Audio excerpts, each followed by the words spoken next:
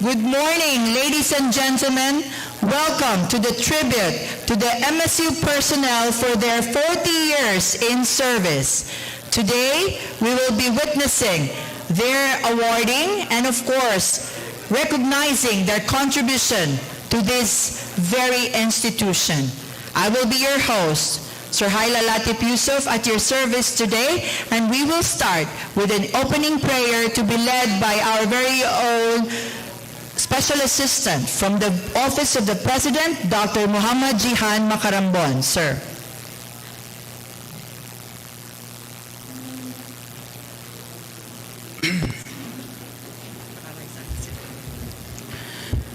Let us all rise as we invoke the divine presence of the Almighty. Bismillahirrahmanirrahim. Alhamdulillahi Rabbil Alameen. Ar-Rahmanir-Rahim.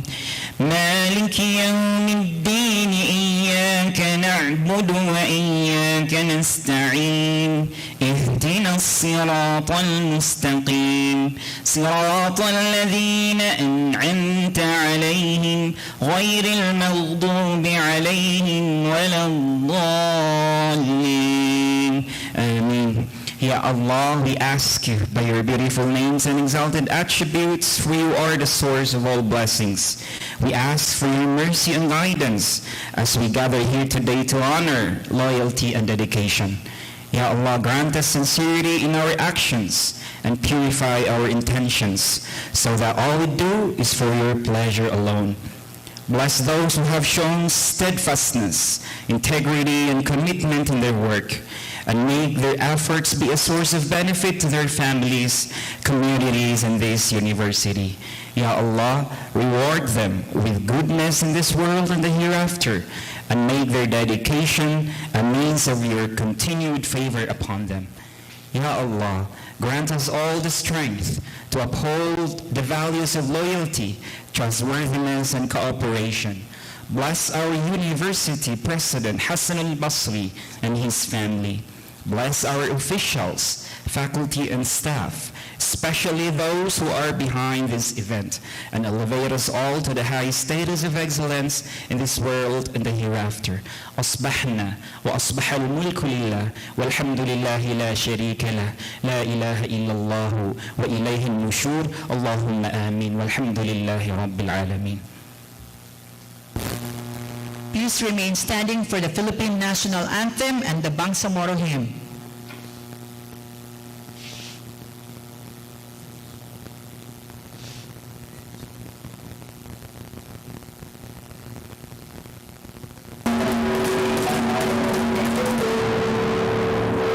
Mga kababayan, ang pambansang awit ng Pilipinas.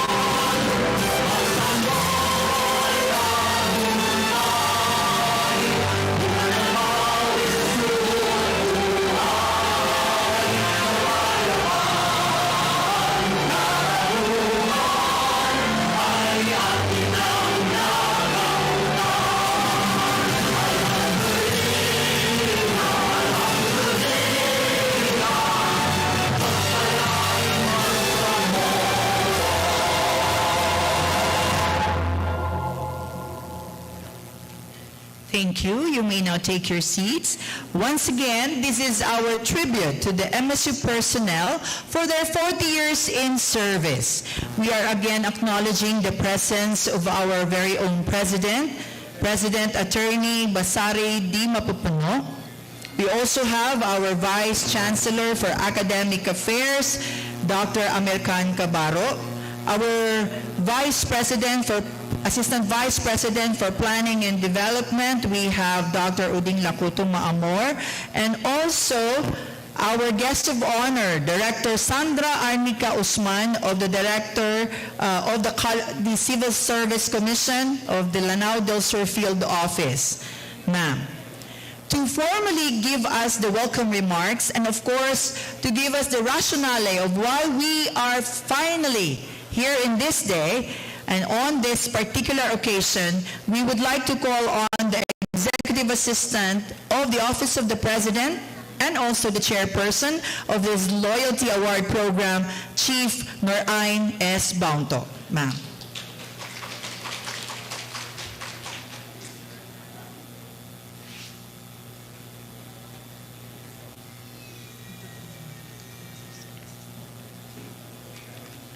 Bismillahirrahmanirrahim.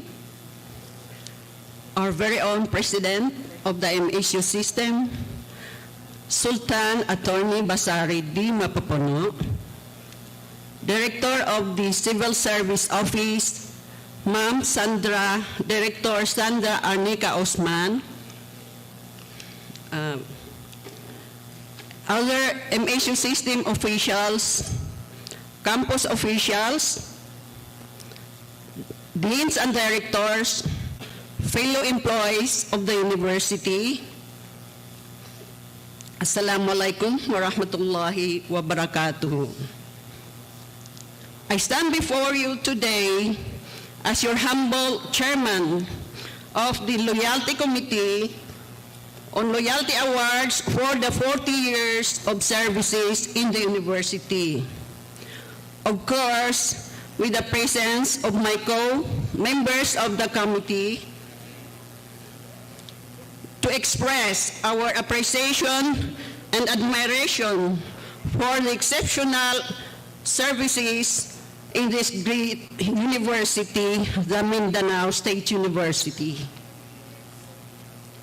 It is with great pleasure that we gather to recognize and celebrate your unwavering commitment, dedication, and loyalty to our beloved MSU. Perhaps you agree with me that when we talk about loyalty of service, we mean individual employee who consistently go above and beyond. In your case, you have shown your allegiance not only through your length of services with the university, but through your unwavering support and resilience in the face of adversities that the MSU has passed by, and above all, your dedication to the goal of the university.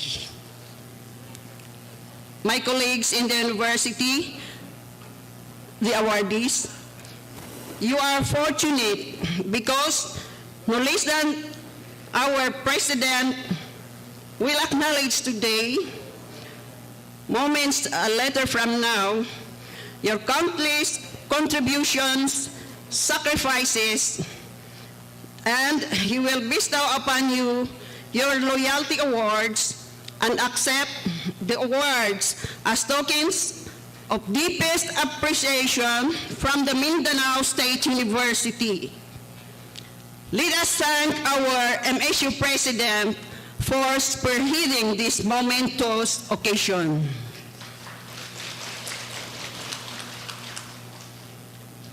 Having said that, and in behalf of Sir PMS Attorney Rashid Pandi, who is absent today due to very important matters regarding the selection of chancellors, and in behalf of the committee, other members of the committee of these loyalty awards, may I now formally open this program. Thank you all and welcome everyone. Thank you very much, Chief Norain.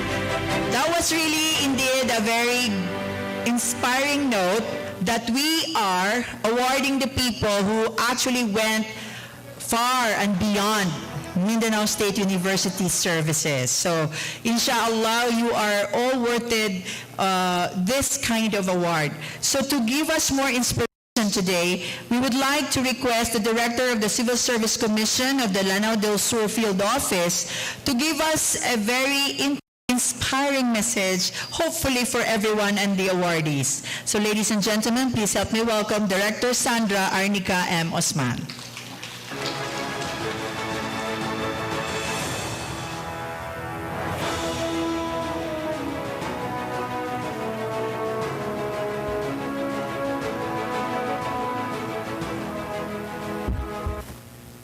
Bismillahirrahmanirrahim. Assalamualaikum warahmatullahi wabarakatuh. Good morning to our esteemed University President, Attorney Basari Mapupuno, key officials of MSU Main Campus, distinguished guests, fellow public servants, and most especially today's awardees. First and foremost, I would like to express my sincere gratitude to the organizers of this event for inviting me to speak on this momentous occasion.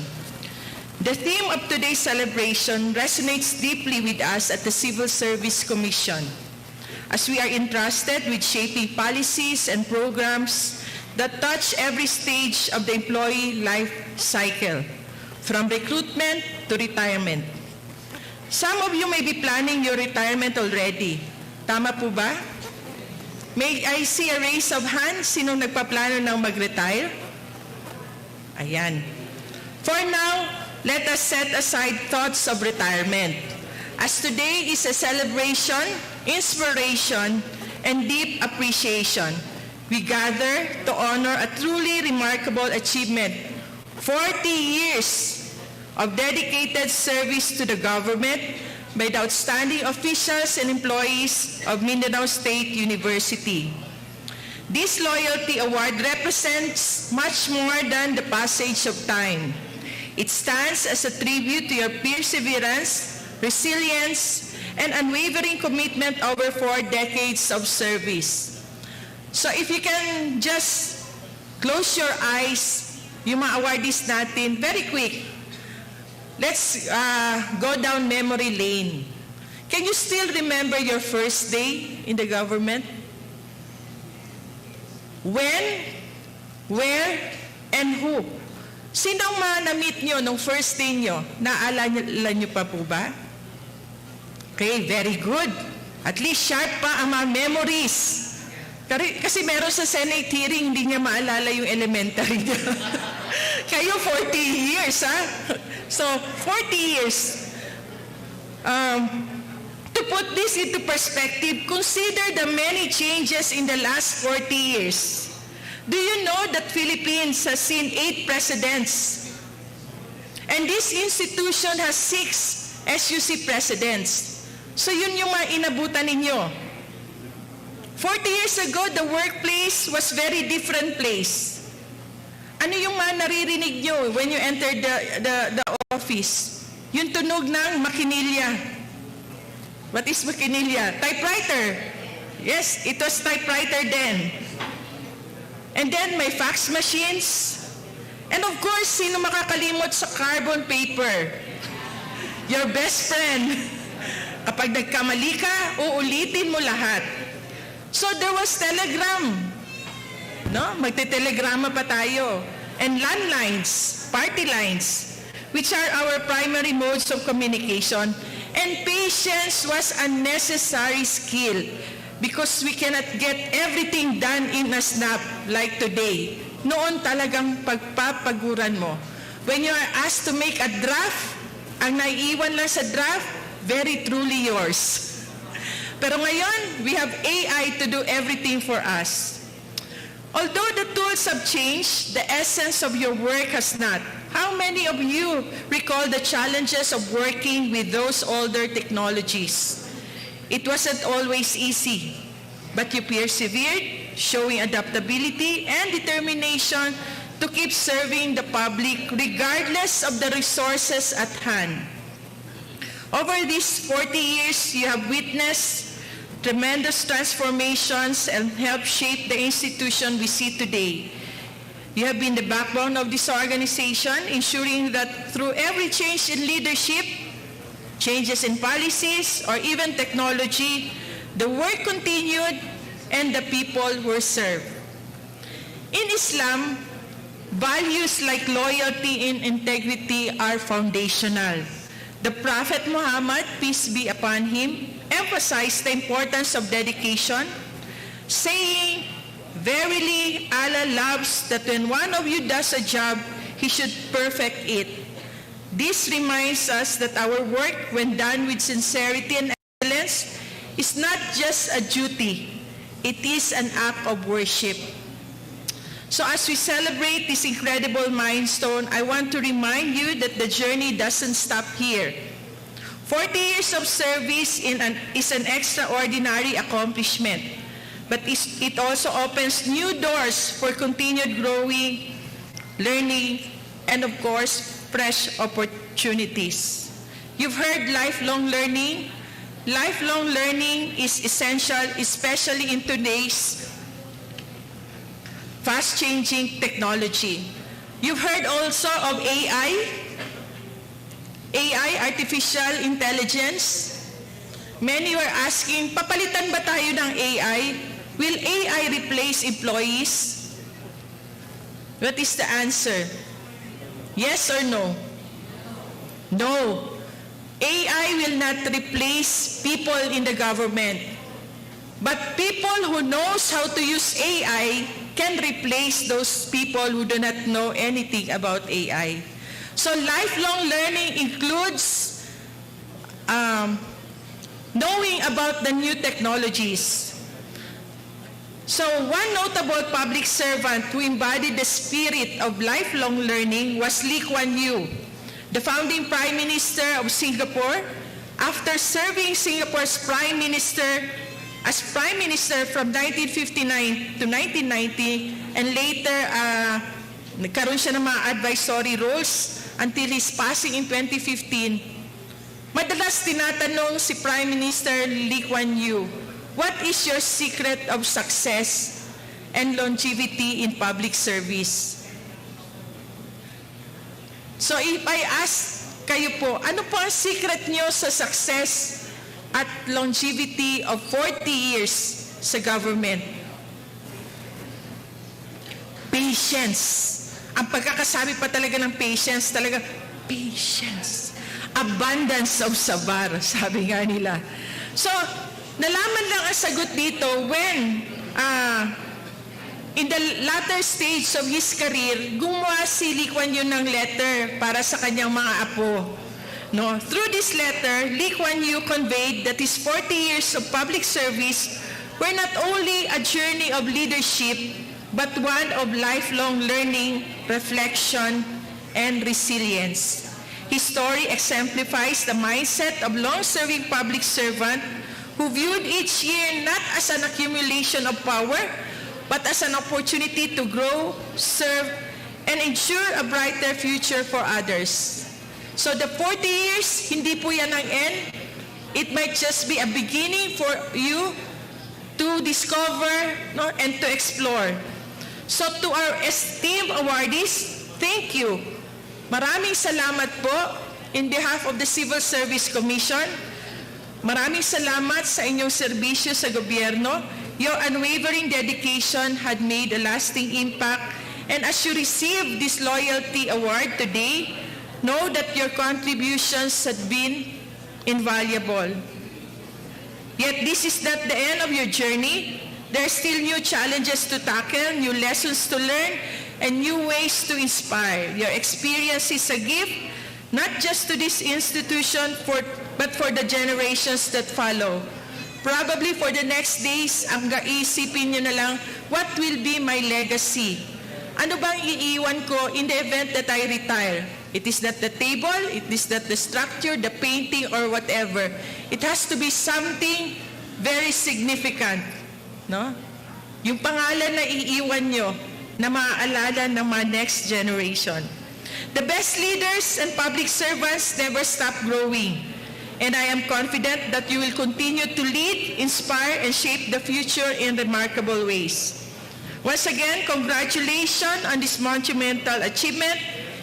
And here's to the new chapter in your journey of lifelong learning and fulfillment.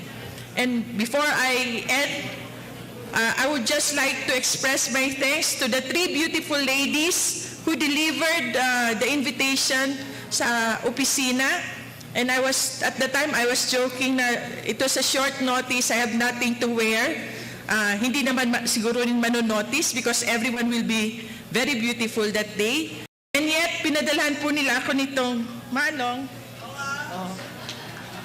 which I decided to wear today. So maraming salamat po.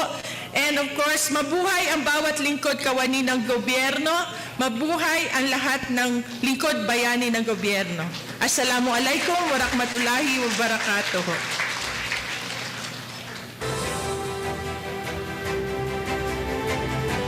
Mabuhay po kayo, Director Sandra Arnica Usman. It was indeed a very inspiring message. What I took from that is actually the lifelong learning. We are all encouraged by Allah subhanahu wa ta'ala to learn, no, until we reach our last breath. All right, ladies and gentlemen, sa kanyang inspirasyon, we cannot wait to be inspired by the individuals who are actually given this special program, the 40 Years in Service program. So, we have here the President of the Mindanao State University and also to be assisted by Vice Chancellor Amercan Cabaro, the Director, also our guest of honor, yes, to please first receive the plaque of appreciation to be given to Director Arnica Usman for her invaluable contribution for the inspirational message before we proceed to the 40 Years in Service awarding.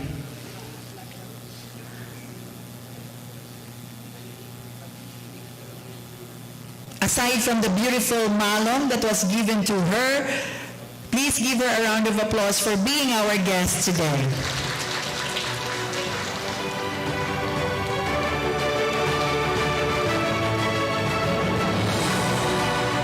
So to award the 40 Years in Service, we are also requesting Chief Norain Baunto and Chief Safia Digani to please assist the President and the Vice Chancellor for Academic Affairs in giving the awards. So, we are going to start. May we have on screen the different awardees and their photos.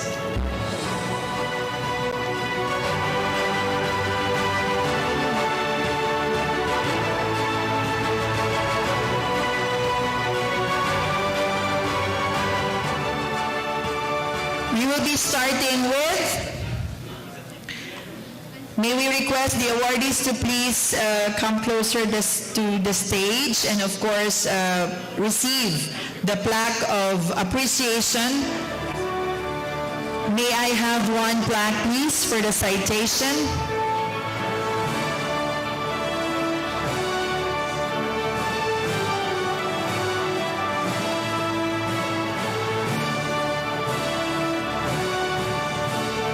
This is the citation of this award from the 63rd founding anniversary, and in this institution, we are giving this tribute to MSU personnel for their 40 years of service, a loyalty award to be presented to Ma'am Norhaya N.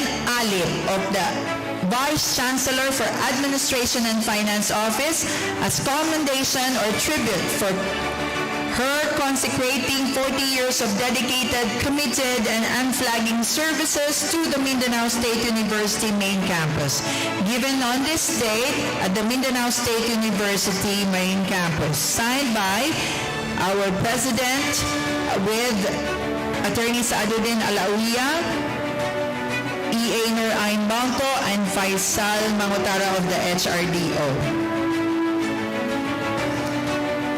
May I request Ma'am Norhaya and Alip to proceed to the center stage as a center, for the award. A round of applause, please. Thank you to your invaluable support.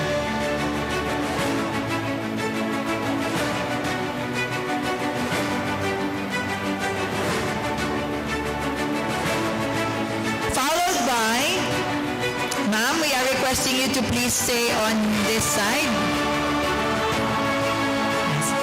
Followed by Dr. Jocelyn P. Aman of the MSU Institute of Science Education.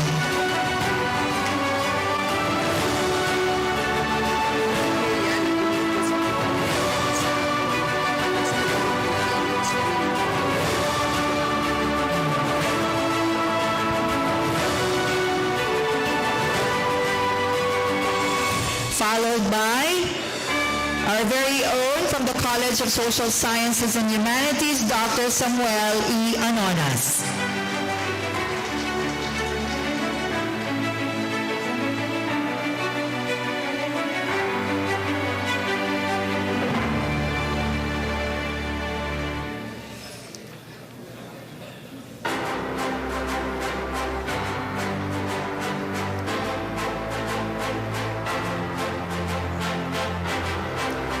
Congratulations once again.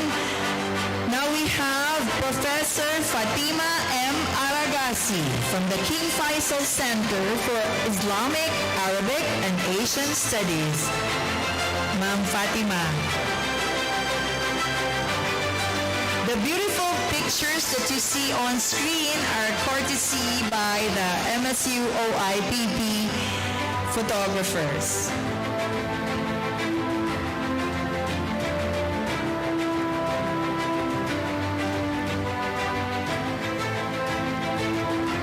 Thank you very much. We now have from MSU Malabang Community High School, Ma'am Mirna M.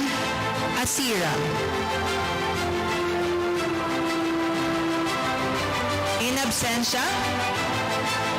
Followed by from MSU Balindong Community High School, Ma'am Kadidia R. Ayaon of the MSU Balindong. I think she's coming from that side.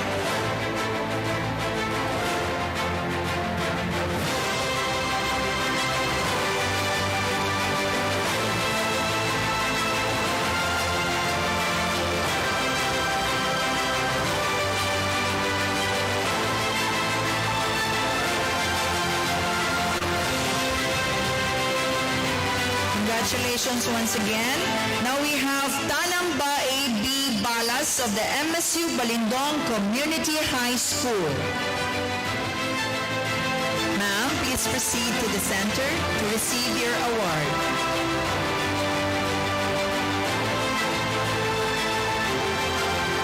The plaque of appreciation, and I see a white envelope.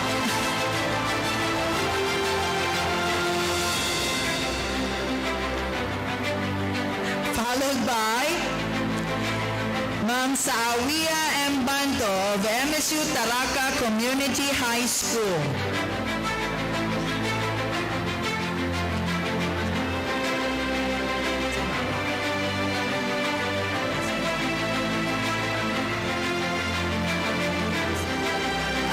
Ma'am, the principal of MSU Taraka will be receiving, Ma'am Noroline Bundol, will be receiving the award of Ma'am Saawia M. Banto,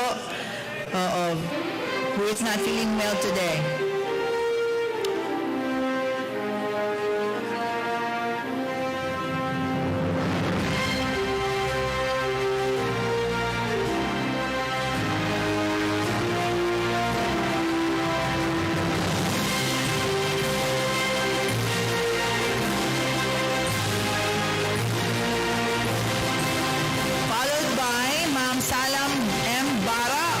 Budget Office.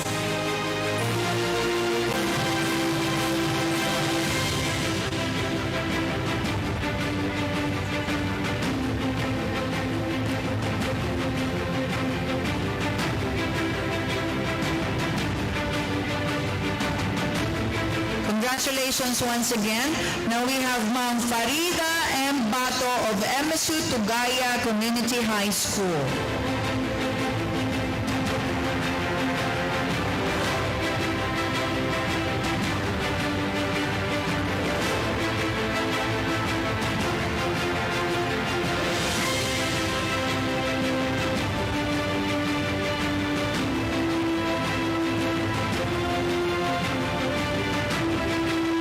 Congratulations once again. And now we have from the College of Forestry and Environmental Studies, Ma'am Nelita A. Bidoya. Our Professor Nelita A. Bidoya, we are requesting the Dean if he's around. Okay.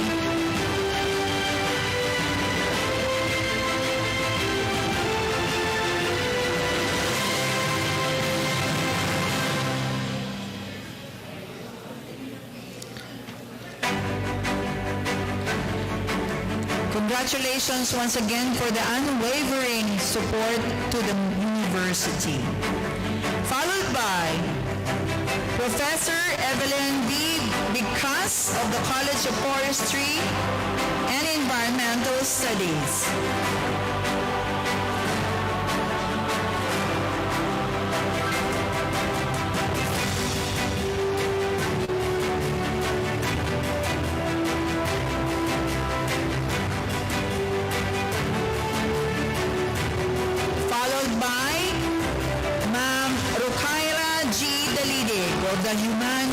From the Human Resource Development Office.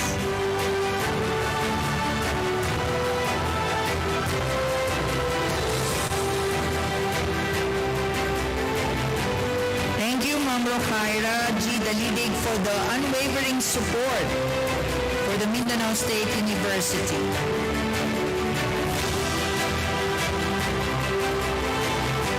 Followed by Saripa B. Dalidig of the College of Education.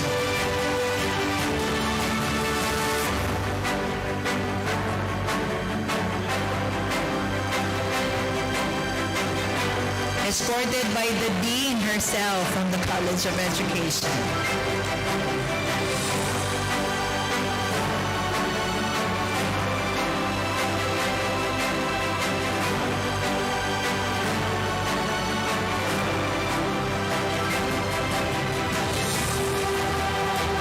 Also have Director Engineer Preciosa A. Di Maporo of the Physical Plan Division. Supported by the spouse, the better half.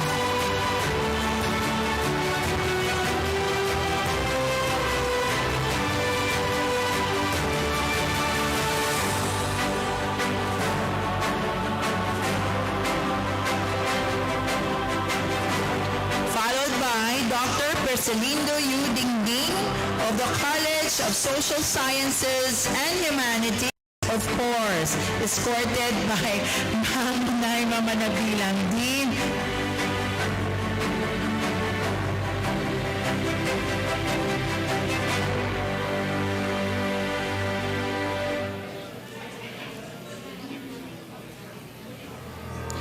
Congratulations once again. We have Lalain Di Sumangco from the Finance Division.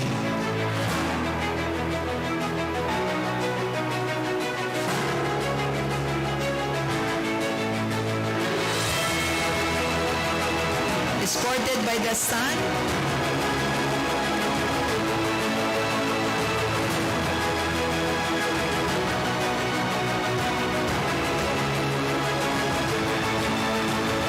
Congratulations once again.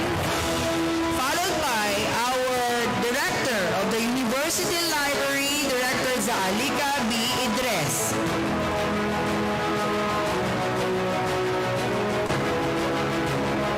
On screen, Ma'am Salika was here from September 3, 1980 to the present.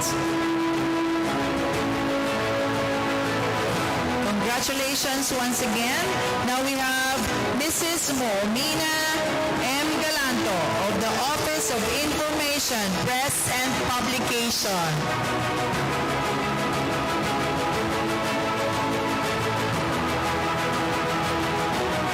Ma'am Mo'mina was here since July 1, 1982 to the present.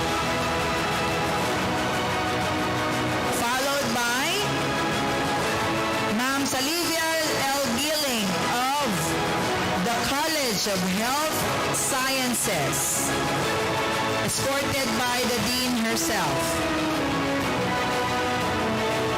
Ma'am Gilling was here from June 1, 1984 to present, escorted by the Dean and the better half.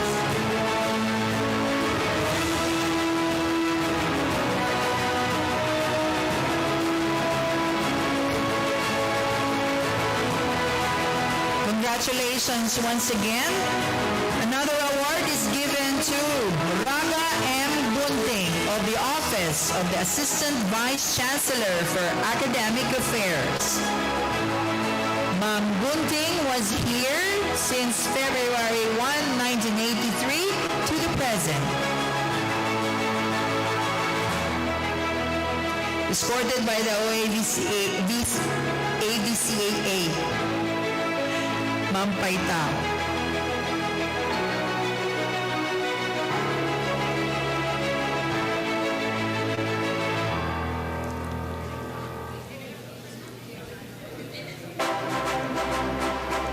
Congratulations once again, followed by Ma'am Omensalam P. Guro of the MSU Marantao Community High School.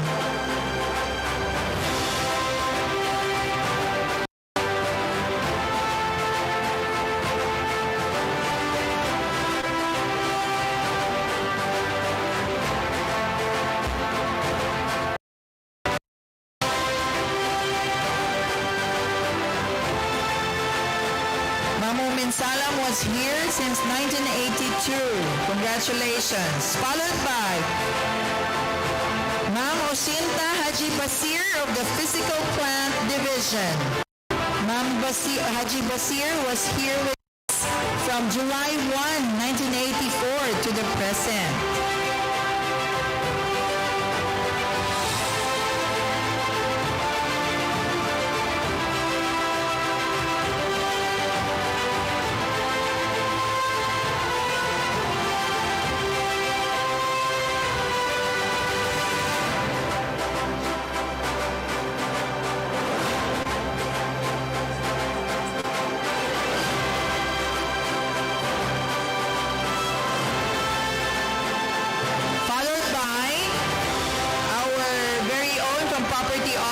Ma'am Baikan B. Kali.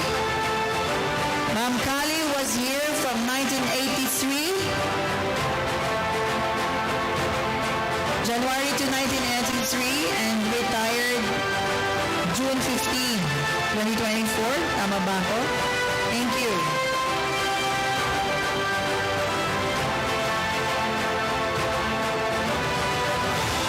Followed by from the Human Resource Development Office, we have Enor L. Dayan, sir.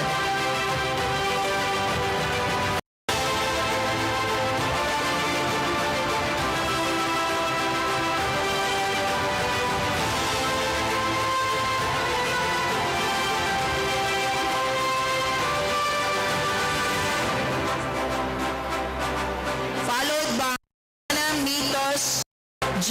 Dizon from the College of Business Administration and Accountancy.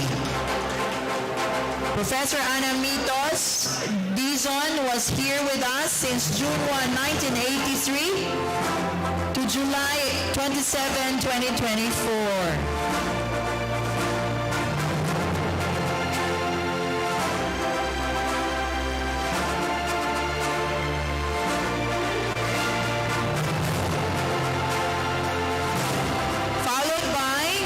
Rasmia B. Haji Taha of the College of Natural Sciences and Mathematics, supported by the Dean himself.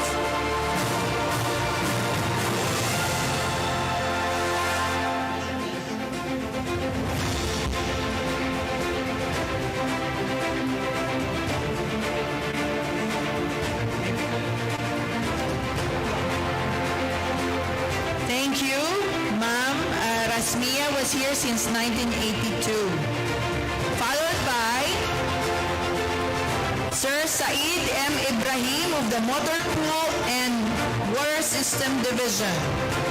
He was here since February 1, 1984, but I think is in absentia. Followed by Professor Nida A. Ilupa of the College of Agriculture, escorted by the Dean himself. Ma'am Nida was here since, she was here last June 16. She started in MSU in June 16, 1984 to the present. Congratulations, Ma'am Nida. Followed by Siti Hanan Lilingko M. Linga of the Housing Management Division.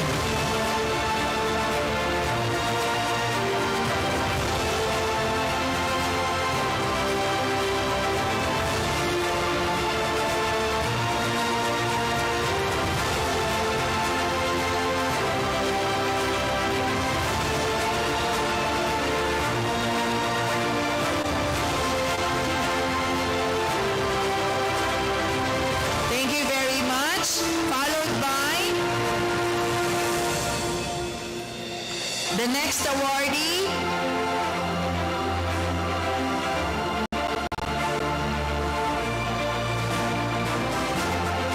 our next awardee from the College of Engineering, Ma'am Samina M. Lomondaya. She was with us until today. She started in June 1984 to the present. Engineer Samina M. Lomondaya.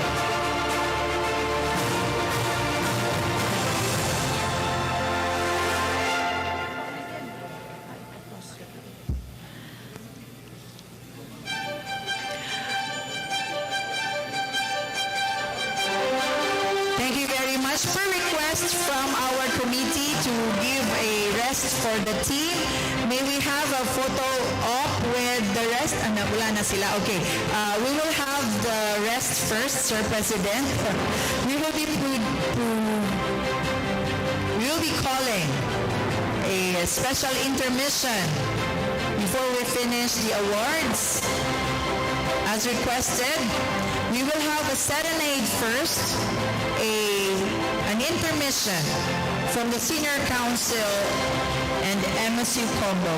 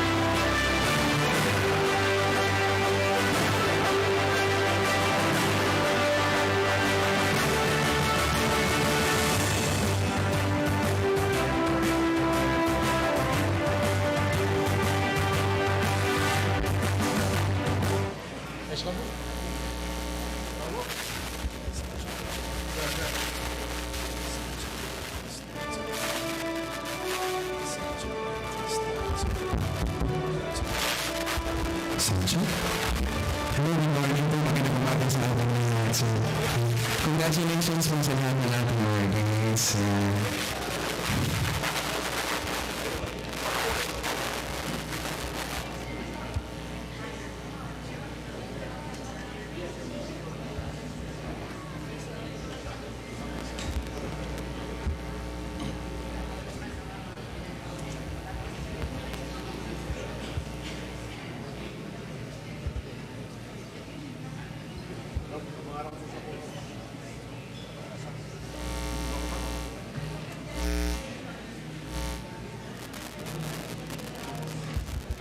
Yan.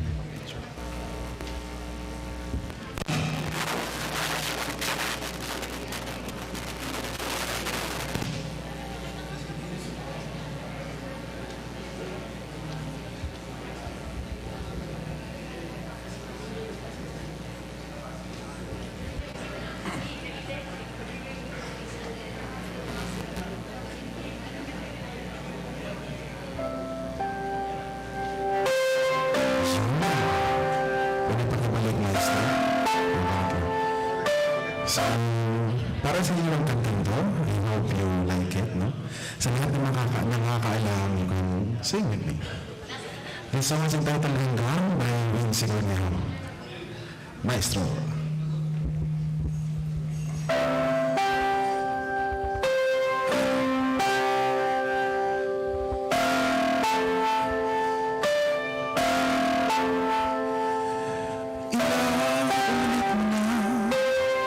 Itinatanong sa'kin kung hanggang saan. Hanggang saan, hanggang kailan, hanggang kailan magtatagal ang aking pagmamahal. Hanggang nahihirap dito sa hanggang may musika akong tinataglan. Kita'y iniibig. Ginawa mo sana isipin, ikaw ang isalin. Di ko magagawa lumayo sa iyong piling. At nais kong malaman mo kung gaano kita.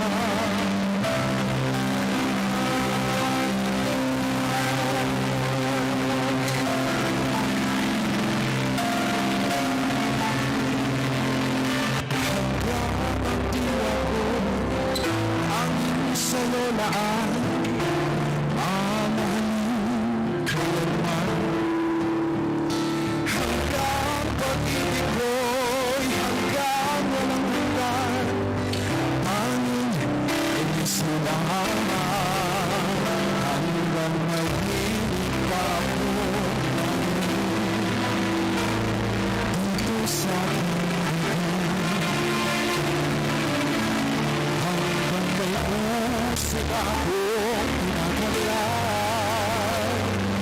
Inis mo'y iniibig. Iwan ko sana isipin, ikaw ay aking inisalin. Hindi ko magagawa lumayo sa iyong piling. At nais kong malaman mo kung gaano kita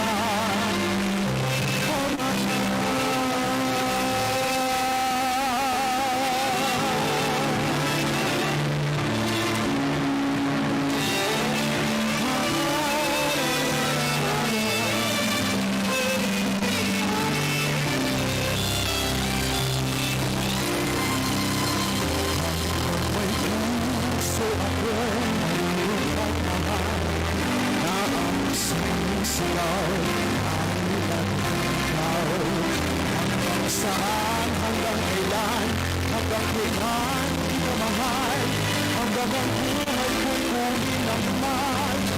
Kapag iniwan mo sana isipin, ikaw ay aking inisalin. Hindi ko magagawa lumayo sa iyong piling.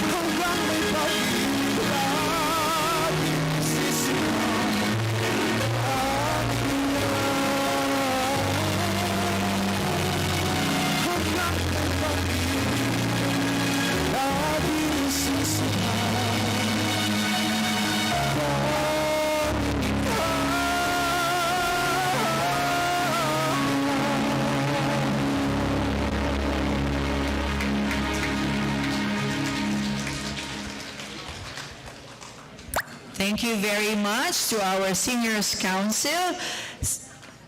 Sige lang po, mamaya pa po yung iba.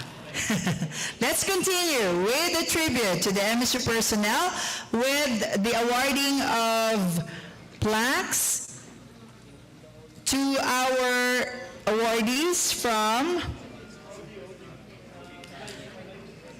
the Radio and Telecommunications Office, Ma'am Andabai M. Lumna.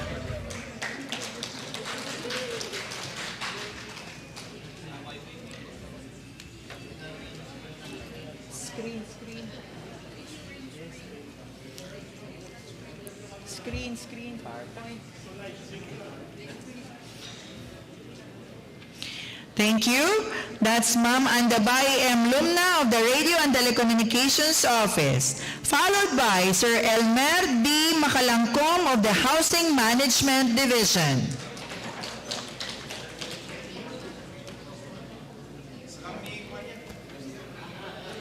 Sir Elmer was here from June 1, 1982. He was already connected to MSU at that year. Followed by Ma'am Diamona B. Makaumbao of the University Library.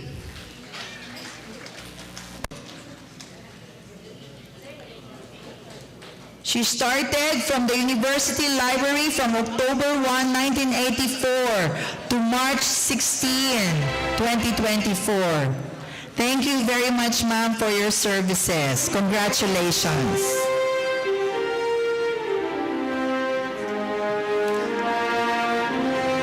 Followed by Sindaulan M. Makauyag from the Office of the Vice President for Planning and Development. Ma'am Sindaulan M. Makauyag started from the 80s to the present.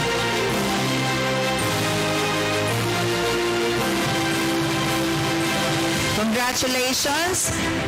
Followed by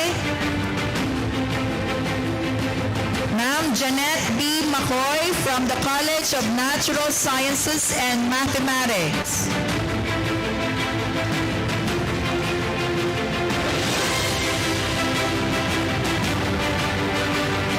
Janet started June 16, 1984 to present.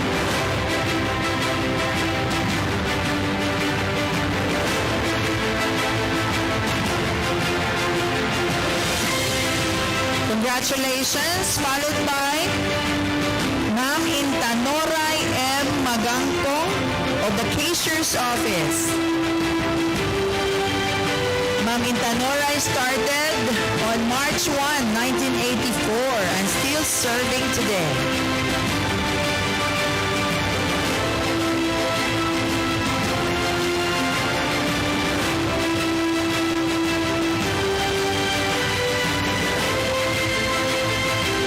Congratulations, Ma'am Intanoray, followed by Mr. Sailani D. Magarang of the MSU University Training Center. Hi, ma'am.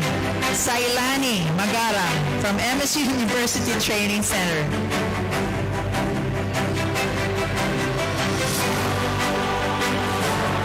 Ma'am Sailani started January 1, 1983 to June 1, 2024.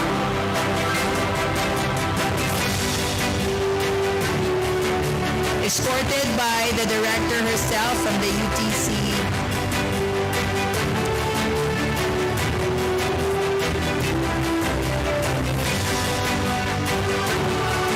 Followed by Candidato B. Managantal of the MSU University Training Center.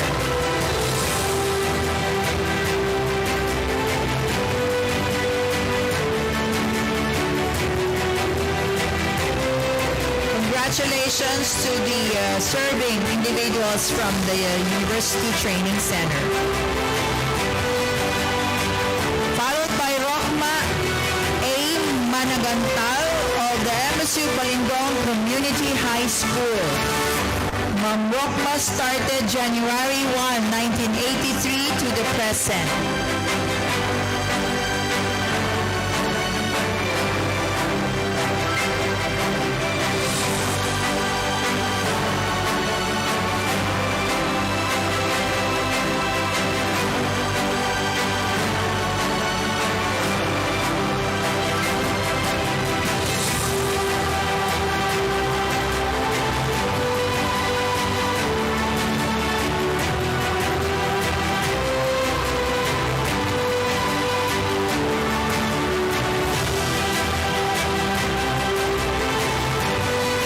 Congratulations once again.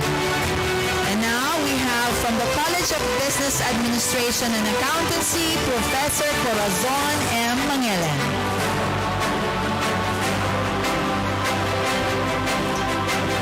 With a dashing gown. She started serving MSU from June 1, 1983 to September 1, 2023.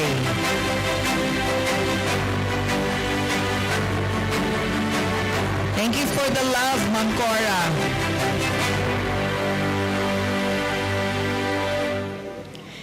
From MSU Balui Community High School, we have Norsalam P. Mangonte. She started serving MSU Balui from August 1, 1984 until today.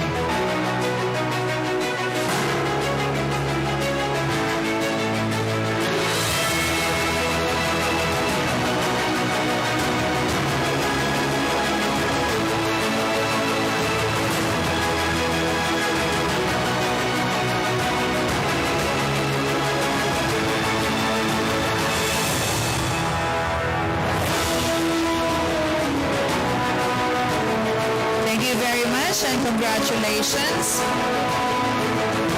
Now we have from the University Library, we have Ma'am Norma M. Mindalano, who has served from July 23, 1982 till today.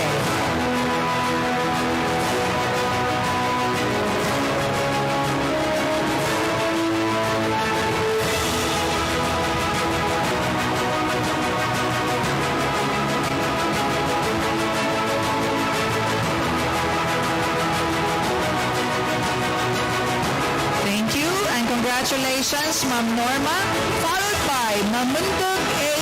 Muksir of the MSU Siawadato Community High School.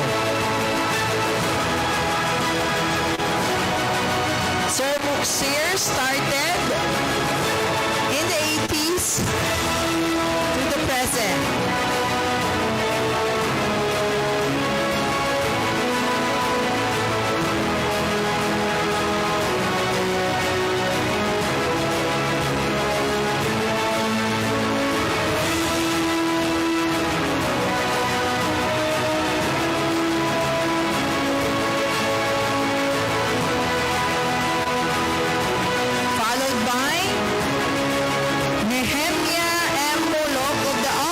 Vice President for Planning and Development.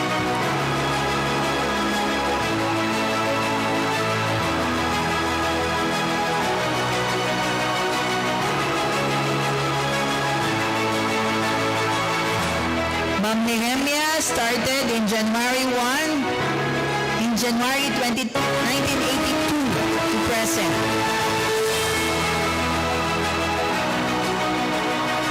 Congratulations. Followed by Rebecca B. Muti from the University Medical Services and Hospital. Ma'am Rebecca started from January 1, 1984 to the present, to be received by the nephew.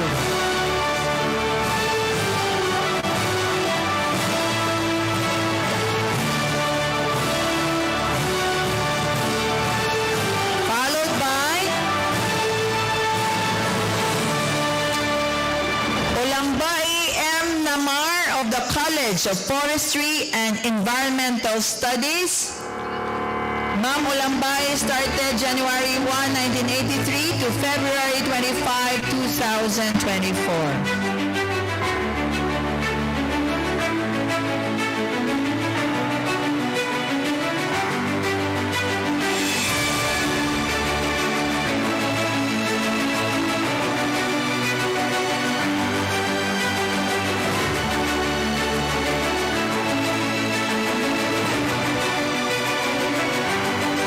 Thank you. Followed by the Dean himself of the College of Natural Sciences and Mathematics, Johnny Jim S. Uano. All the deans, escorting Sir Johnny Jim. Nako, parang merong to take photo with Sir.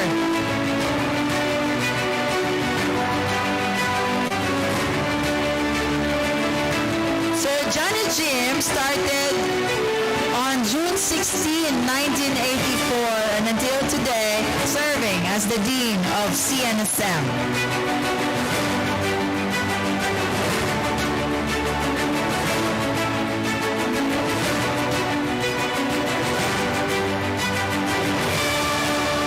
Congratulations and thank you to the deans of the different colleges. Followed by Ma'am Mariam T. Pacol of MSU Marantao Community High School.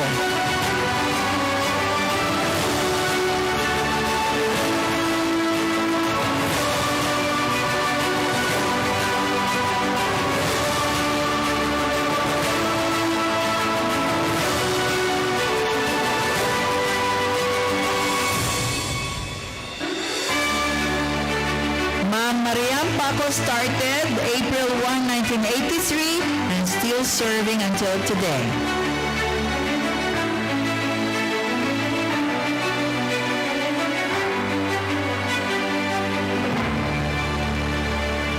Congratulations, followed by Safia M. Pahanting from the MSU Sagyaran Community High School, escorted by the principal herself. Ma'am Pahanting started January 1, 1983 and still in service.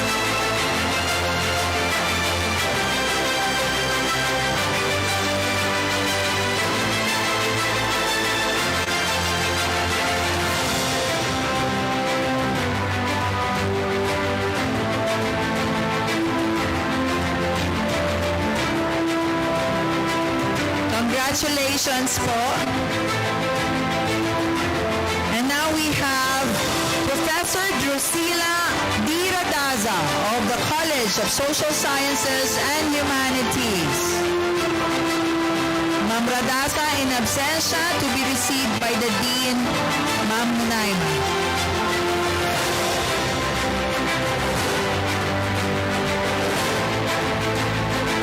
Followed by Kamaludin Rumapa of the Office of Information Press and Publication. Kuya Kamal has served from July 6, 1985 and still serving our MSU OIPP.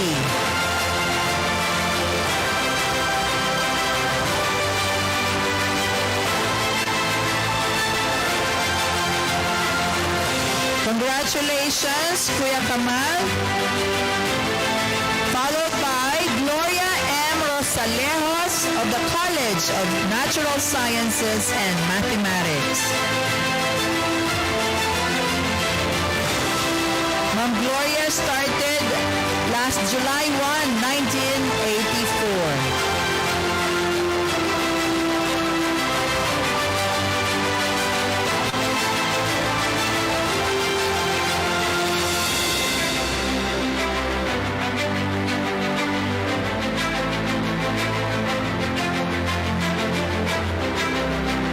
Congratulations. And now we are awarding Unutan S. Sanguan of the King Faisal Center for Islamic, Arabic, and Asian Studies. In absentia. Ayun si ma'am.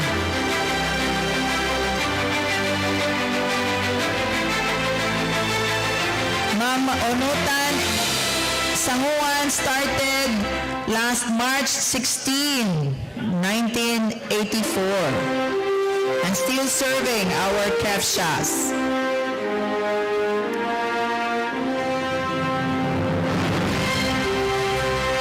We also have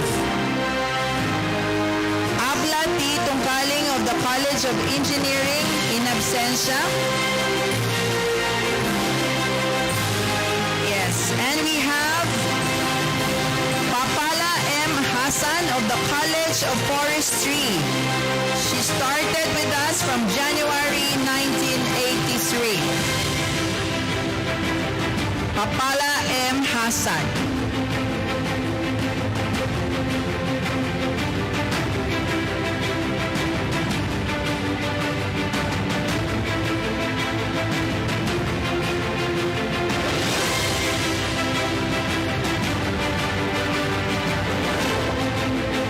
We are also requesting the MSU Malabang Principal, Dr. Tonaida G. Kamama, to receive the award of Professor Mirna M. Asira.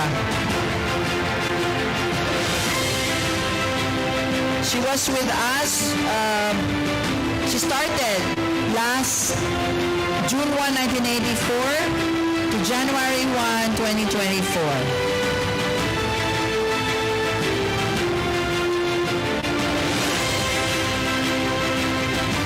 Once again, ladies and gentlemen, let's give them a round of applause. Our 56 awardees for the 40 years in service. Thank you very much to our President, Attorney Basari D. Mapupuno.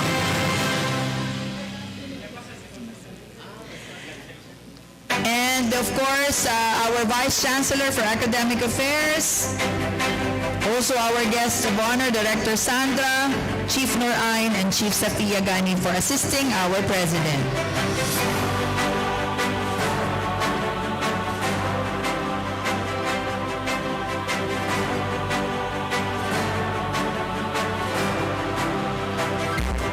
Of course, ladies and gentlemen, to inspire us and to give you more of an inspiration of why we are so thankful here at the Mindanao State University, let us hear the message of the MSU System President, Attorney Basari Di Makuta Mapupuno.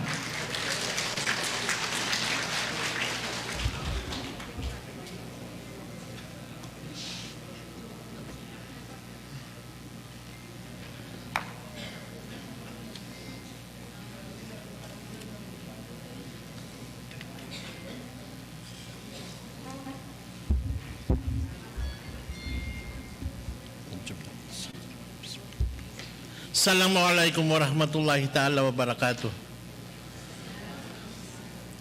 40 years of service. 40 years. Why that is almost a lifetime for many, particularly in earlier centuries before and during the Middle Ages, when wars and plagues decimated the whole of communities.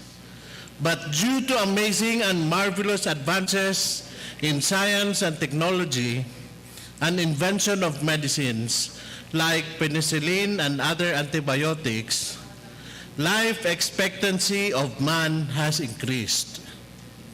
We could now live to a ripe age 65 and beyond. So it is not a wonder at all that many of you awardees will live to enjoy the 1 million cash gift for your centenarians. We all sincerely wish you that may you have more years to look forward to.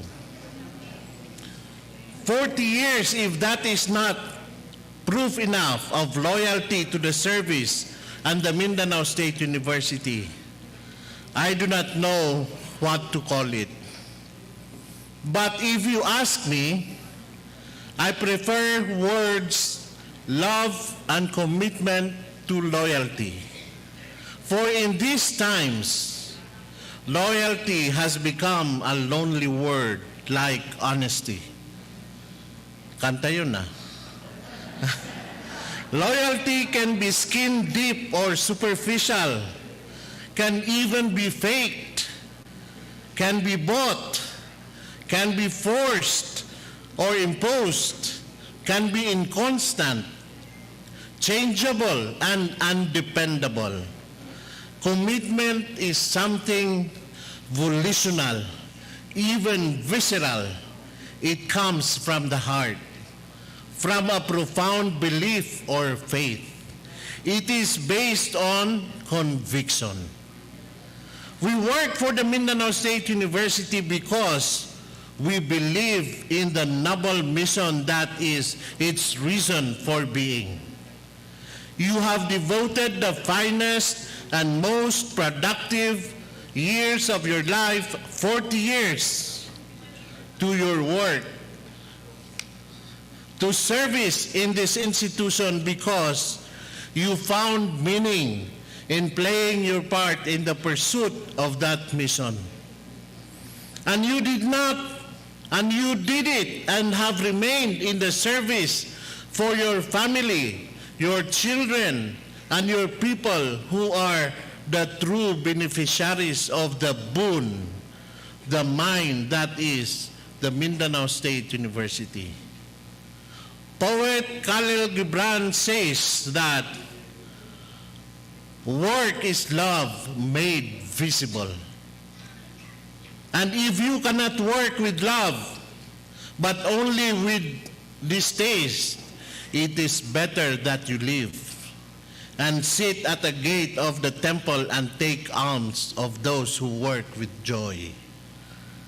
That you have stayed in your work through 40 years means that you are really committed to the service and found meaning and joy in it and love the job. I have stories that I would like to share with you. The first about King Sisyphus from Greek mythology, who because of his wicked ways was condemned eternally to repeatedly push a large rock up a mountain. At the end of each day of that incredibly hard labor, as the rock nears the top, it comes down, rolling down. This is a daily affair. Poor Sisyphus starts pushing the rock again, and it rolls down again and again and again. Hence, the term Sisyphean for a recurring, interminable, futile, ineffective, useless, and fruitless task or labor.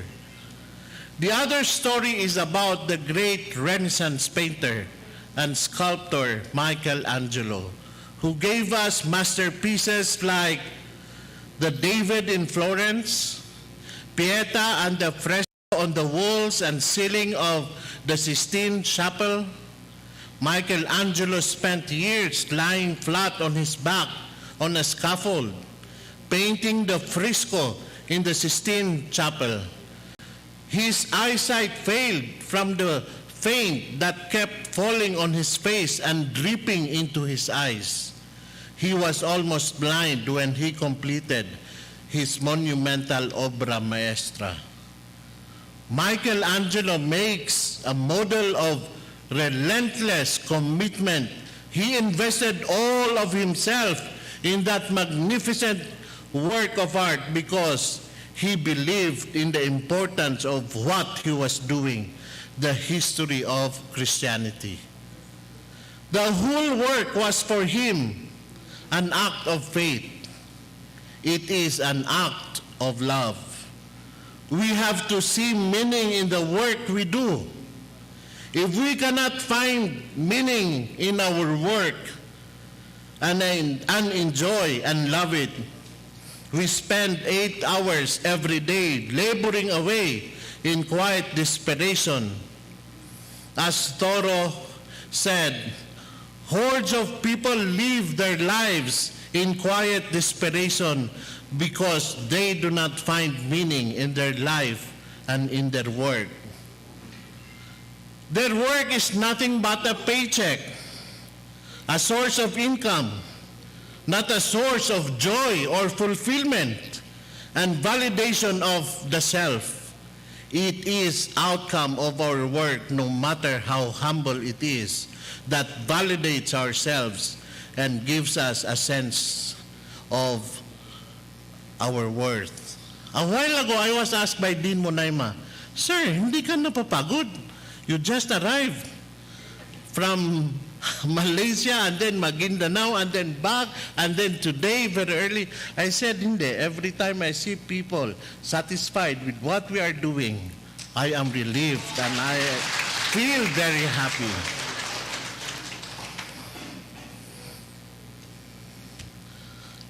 Nasaan na ba ako? We do not have to achieve something grand. Be a medaled or decorated hero. Perform something extraordinary and called an icon or idol.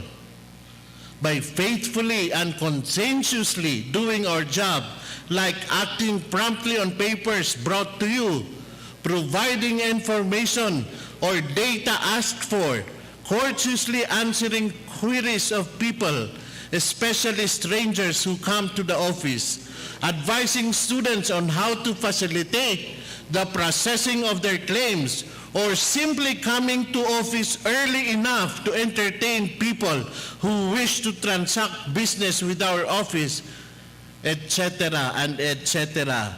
You already count for something. The late Senator Robert Kennedy made this unforgettable remark: "Few will have the greatness to bend history itself, but each of us can work to change a small of events. Anyone, through little acts or consideration, mindfulness, truthfulness, or concern, can make a difference. Anyone has the power to do something to help, to make life easier for others." Such people as the legion described by Thoreau as living in quiet desperation, take their life and work as like that of Sisyphus.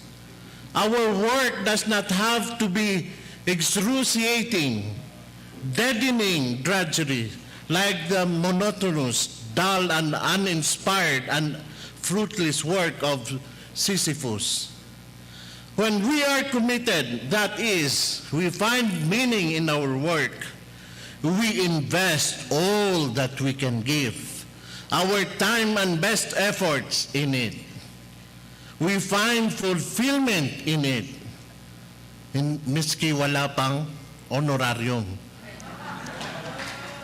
And it is from the outcomes of our work that we derive self-renewal and gratification that gives us the fresh supply of energy and enthusiasm to apply ourselves to another day's work. I am sure all our awardees feel as Michelangelo did on completing the magnificent fresco. There was agony in executing the work, but there was no word for the ecstasy that he felt on seeing the fruit of his labor. I do not have to give you a list of all those fruits of your labor. You know in your heart what those are. Let me just mention one or two. Your own son's or a daughter's graduation from the Mindanao State University, another poor man's son getting a scholarship through your honest, objective, and fair evaluation, our students who depend on their stipends from the university being able to have 3 meals a day and buy materials they need for projects because their allowances are released on time. There are 1,001 ways you as MSU employees must have touched and can continue touching other people's lives. Today, I have a question for you.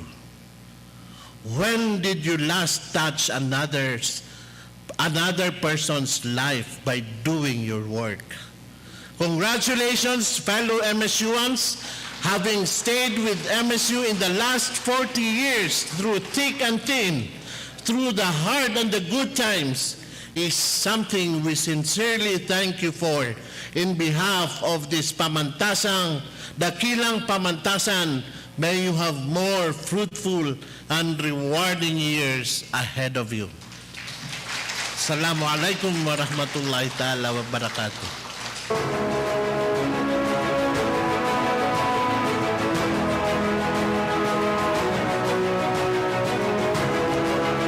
Thank you very much. And alaikum salam, Sir President. We are requesting our chief and the head of the committee, Chief Norain Baunto and Ma'am Safia Digani, to please award the plaque of appreciation to our President for his inspiring message. Indeed, if you love what you do, you'll never work a day in your life. So thank you very much once again, Mr. President, for inspiring the leadership, for your inspiring leadership, and firmly steering the MSU ship through storm and doldrums to safe harbor and all the halcyon days such as this day of days for recipients of the Loyalty Award for 40 years of service. Congratulations everyone and to the President of the University.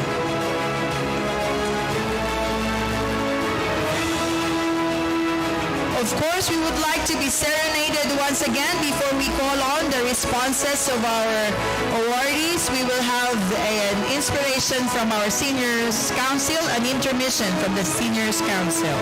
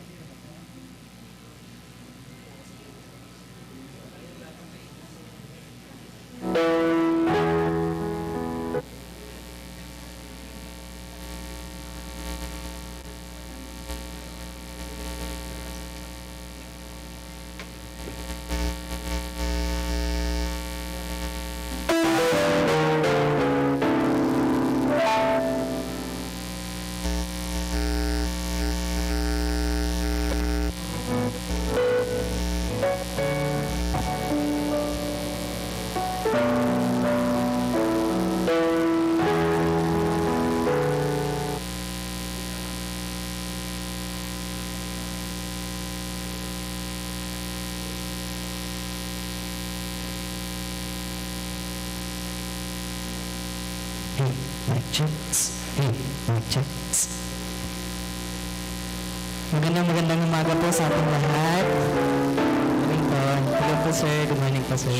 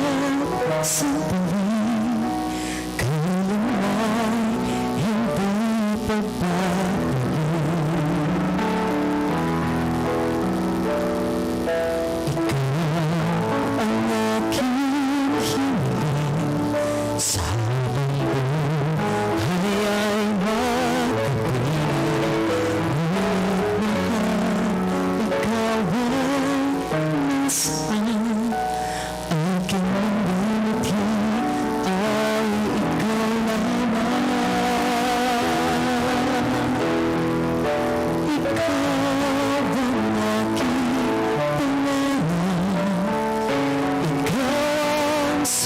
sa aking dasal. Puso ko'y inalay, pagkat minamahal kita tunay. Ikaw ang aking pangarap, ay nagbibigay kulay sa aking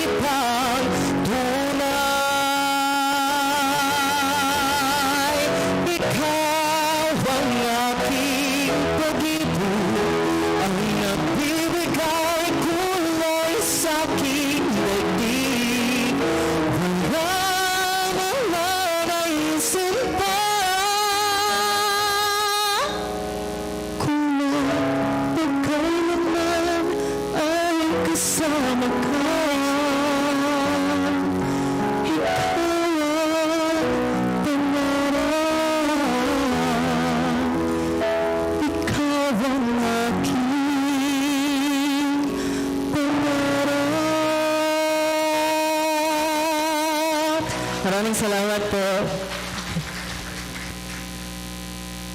Thank you very much to the Seniors Council representatives.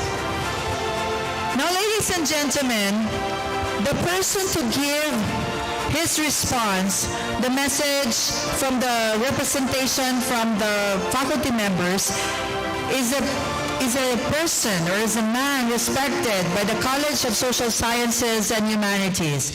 I am a witness to his dreams when he was the dean, and the dream to have the dream buildings that we have now, and so many more legacies that he was able to give. So ladies and gentlemen, please help me welcome our Professor 6 and faculty representative, Dr. Samuel E. Anonas. Sir.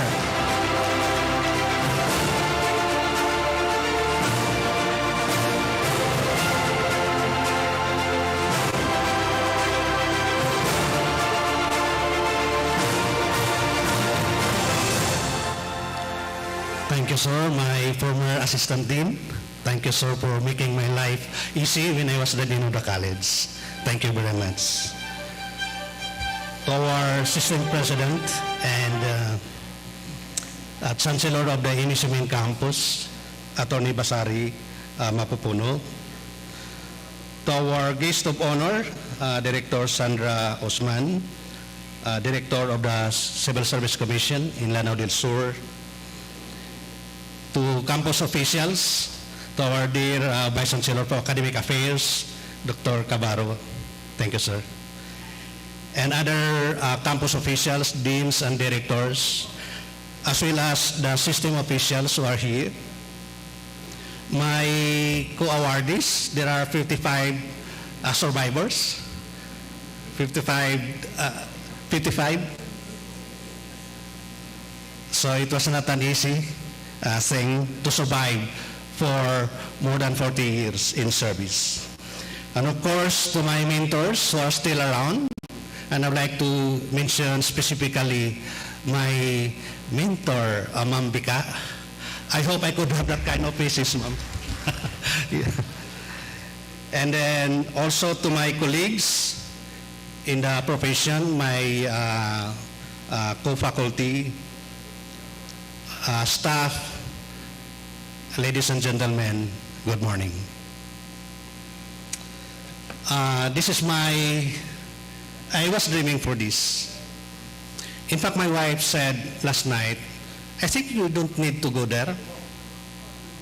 I said, I have to. I have to. And because he was saying, we in IIT has this, every 5 years, we'll have our loyalty award. And in fact, I was jealous. Every 5 years, she would be receiving her loyalty award. So I was so jealous. And then I was just when will it be for me to also enjoy such kind of award? And now it happens. Thank you very much, dear President. I did not prepare any speech.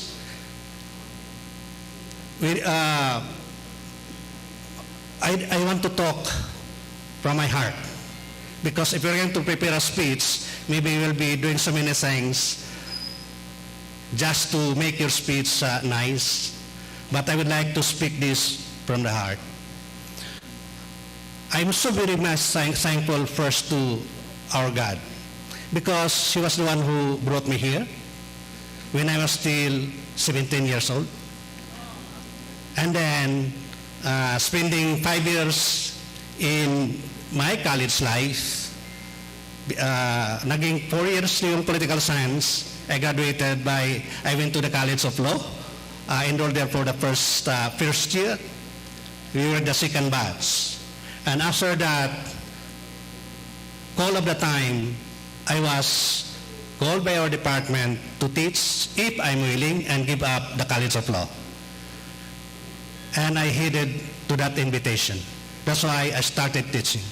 From the very start, I know that my primary calling is to teach and to build the life of the young ones and to make a difference in the lives of our students.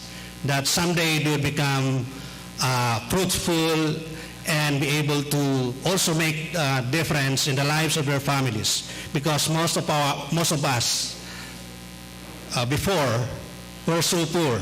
That's why we came to MSU. But now we are no longer poor. I told my students, it is not sin to be born poor. But if you will die poor, then that's a sin. Because you are not doing anything in your life. This is my 41st years in service. And I have still more years to serve in the university. My primary calling, I was hired to teach. And deep in my heart, I have to teach.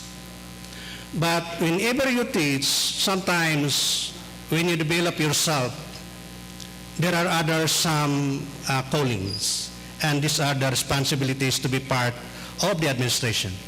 And I'm really very thankful of MSU for the so many presidents. I think 5 presidents. I was their student, 5 of them. Sir Basari, very young, so wala na akong chance na maging professor si Sir. If I continued in the College of Law, maybe. So with those times that there was this chance or challenge to also do some administrative works, I did not hesitate to also do such work, even though I did not stop teaching despite those administrative responsibilities. I would like to thank of course, the whole of the university, because giving me the chance to be a chair of the Department of Political Science, and then called to be special assistant to the Office of the President, became the dean, and then the assistant vice president for academic affairs. I'm so glad because not only learnings in the academic work, but also in the administrative work, I learned so much. And the more that I learned, the more that I felt so humble that I am here not for myself, but for the university, and most especially to our students. My life here is not an easy one.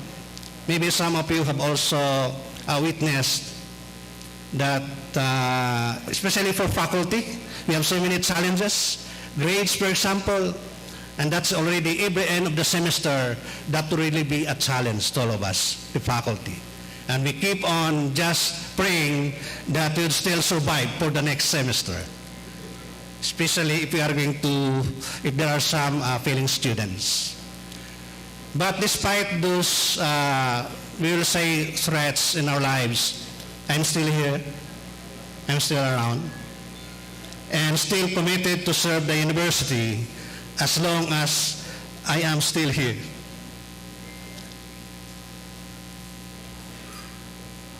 There are so many things that I would like to say for the university. I saw the transformation of the university.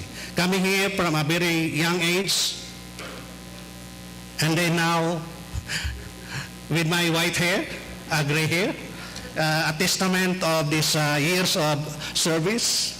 There were times, I'll tell you, frankly, there were times that I want to leave the university. Especially if the pressure is so hard.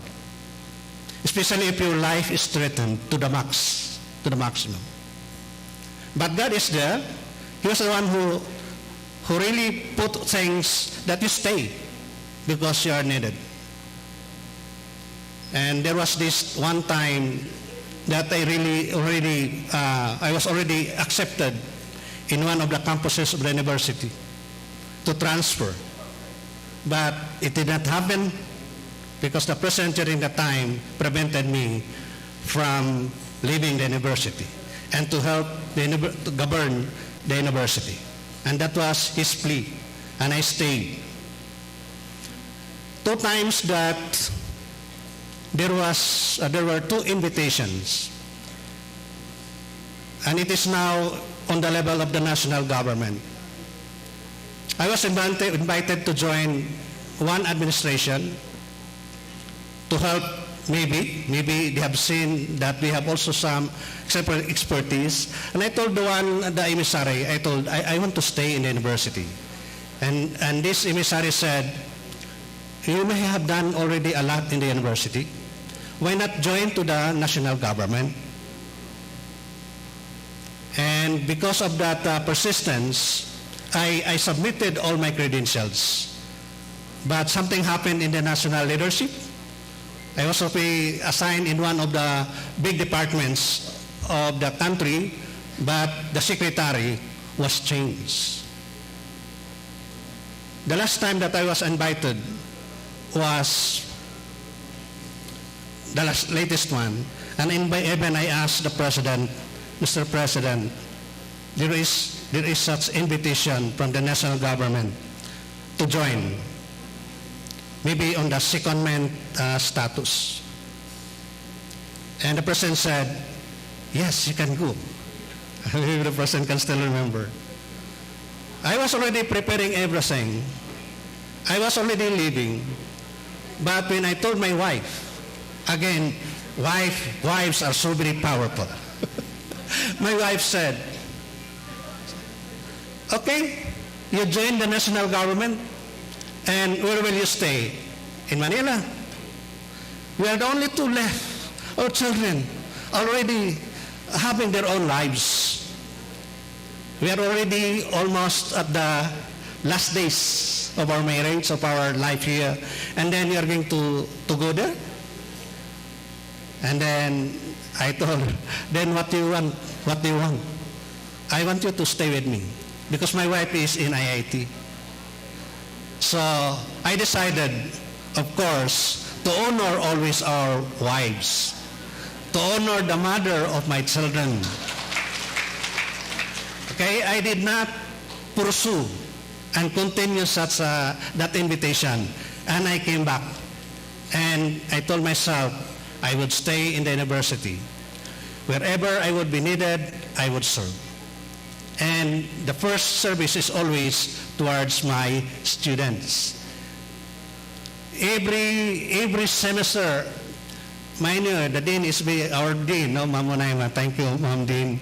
I have been loaded with so many units. Maybe the Vice Chancellor can also observe this. And I have so many thesis advices, both in the graduate and the undergrad. But I did not mind the pain of sometimes sleepless nights. And it's because also one of my inspiration is my mentor who helped me a lot. Mambika is one of my best mentors in life. So I had made this kind of commitment until that I would be, because your family would like you to just retire. Then I asked them, because I'm not yet in the mandatory age, I could have still 2 years. And they told me, Daddy, and even my wife, you can now retire and we can travel, go with me wherever we want. And then I said, but after traveling, we'll go back to your home. And I told my wife, what will I do if I'm going to stop working now? And I think my calling is to give more to shaping the minds of our students to become the asset of the future. Of all the things that I have experienced in the university, I would like to mention this, which I could never forget. When there was this Marawi Seeds,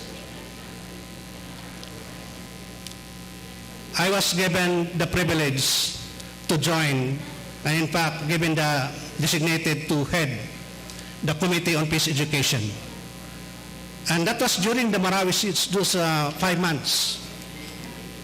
The president during that time called me and told me, the university is now under siege, not only Marawi, but also our university.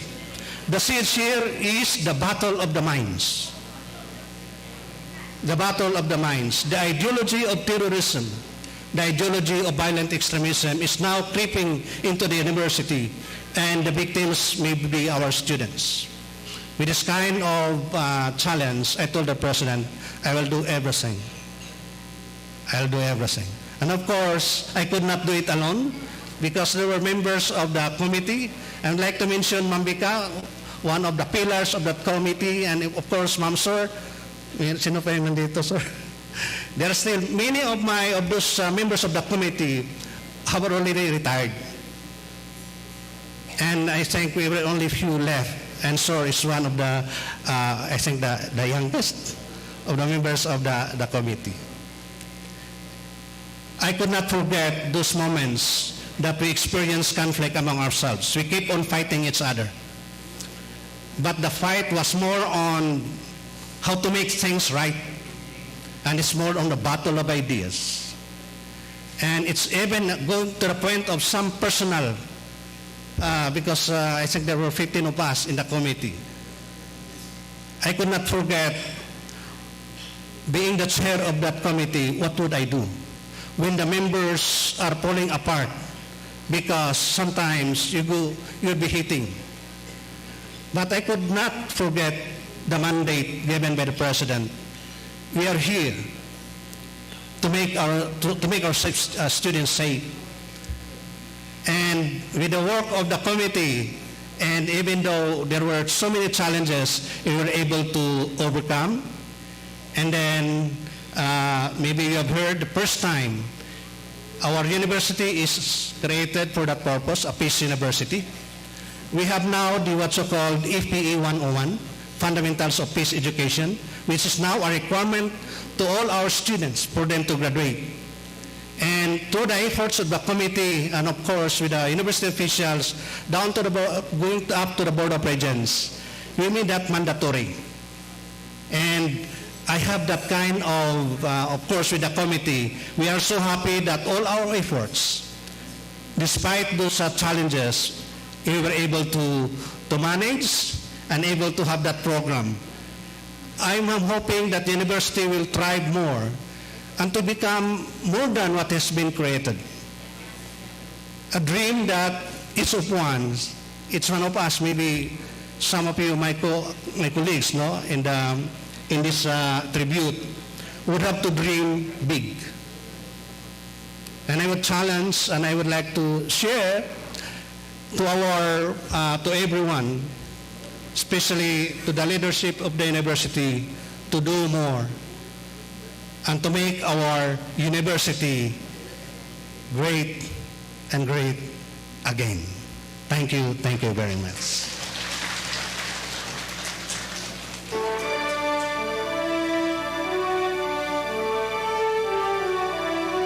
Thank you, Dr. Anonans, for that wonderful sharing regarding your journey here at the Mindanao State University. So now, ladies and gentlemen, to give us on the perspective of the administrative units, of course, we have another woman who is always there for us in all of the needs of our offices and of all our colleges. She's, of course, the director of the Physical Plant Division and, of course, the representative of the administrative units. So, ladies and gentlemen, please help me welcome Engineer Director Ma'am Preciosa A. Di Maporo, Cecil. Ma'am?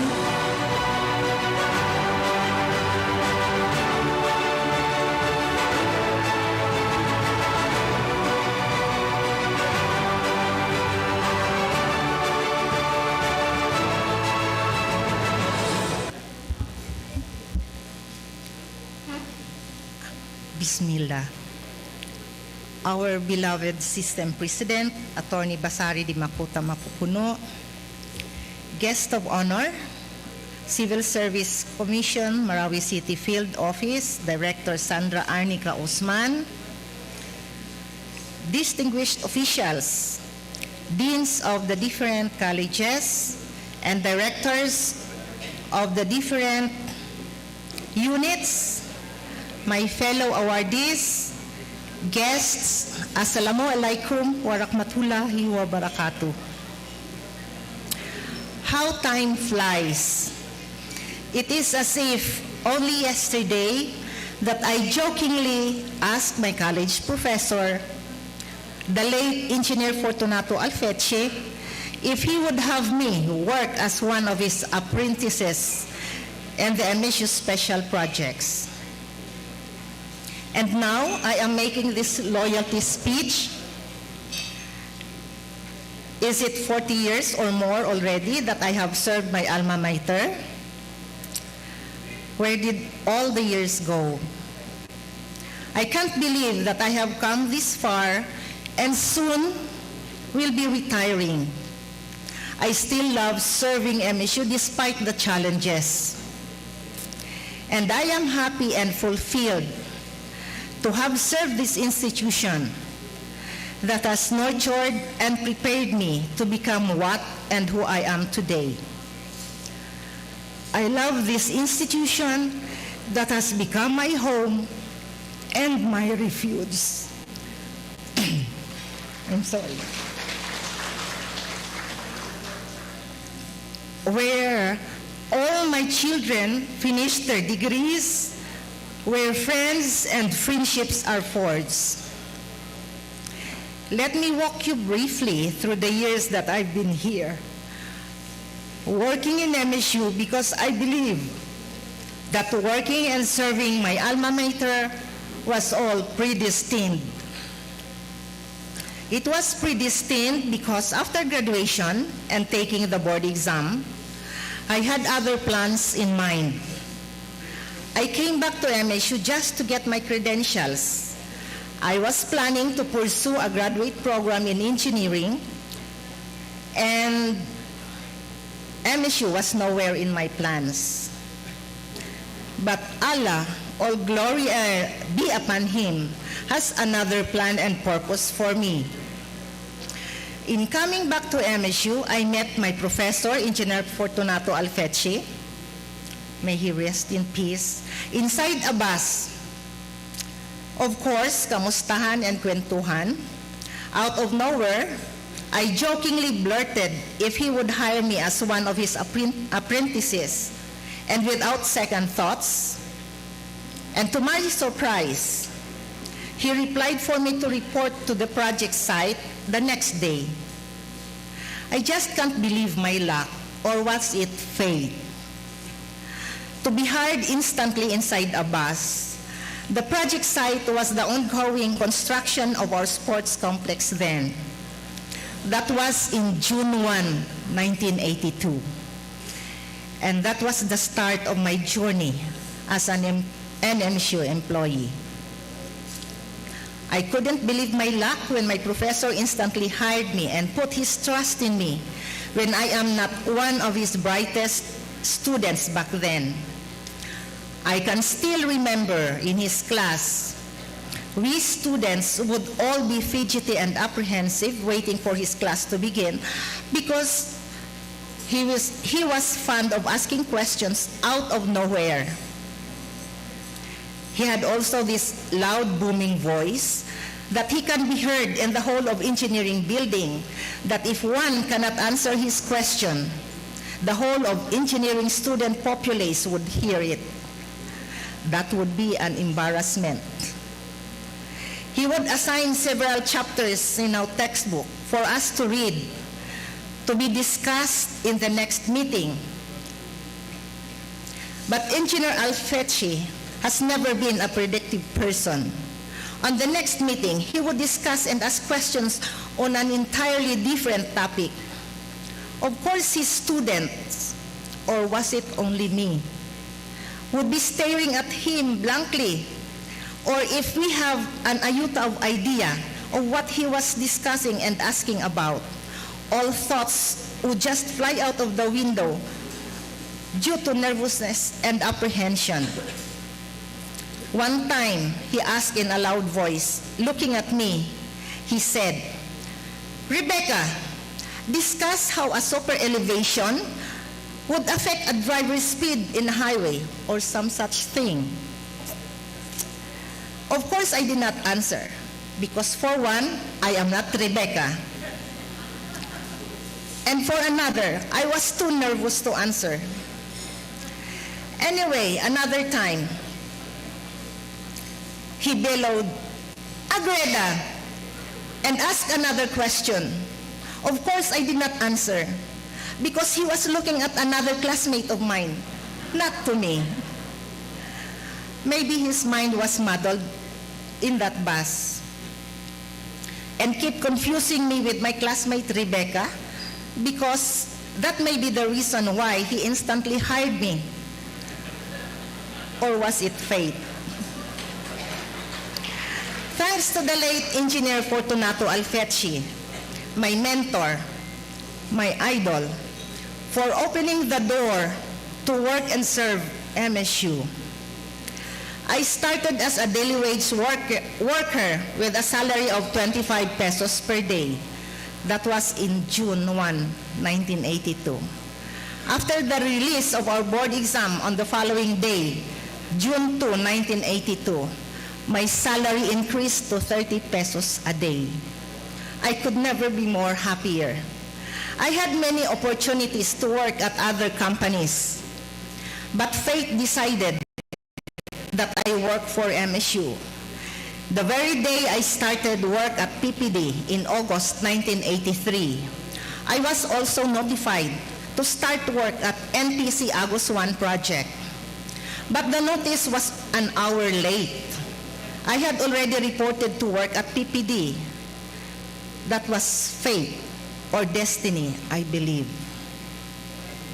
And here I am now, 42 years after, rising from the ranks. I can say that serving and dedicating a better part of my life to my alma mater has never been fulfilling and rewarding. In behalf of the loyalty awardees in the administrative area, I thank the present administration, headed by System President Attorney Basari Mapupuno, and his officials, and the award-giving committee for the recognition of our services to this great institution. I would have said, looking forward to more fruitful years of service, but sadly, our services will be terminated as we will be forced to retire soon. If not, some had already retired.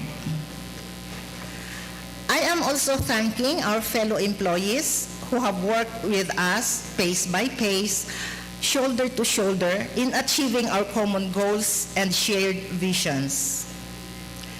Let me also take this opportunity to wholeheartedly thank my PPD family for bearing with me, working with me, even until the wee hours of the morning, so we can deliver the services expected of our office. I am grateful to your untiring dedication to work, and I am a fulfilled person and leader because of you. Next year, inshallah, I will be retiring. I pray that you continue to serve our beloved MSU to the best of your ability and capacity, and with fierce commitment to help make this institution true to its missions and visions. To our families, especially our spouses, who stood by us, sacrificed for us, always there to welcome us home even when work takes us late into the night, for your patience and understanding so we can get the job done. This award is also for you. To the late Engineer Fortunato Alfechi, may he rest in peace, my mentor, for giving me an opportunity to be with MSU. To MSU, my education, my work, and my home, my paradise, I owe everything to you. Most importantly, to the most beneficent, most merciful Allah, for giving us the strength, wisdom, perseverance, resilience, good health, and guidance in giving our best effort to come this far. All glory belongs to Him. Alhamdulillah. Mabuhay ang lahat ng awardees. Thank you.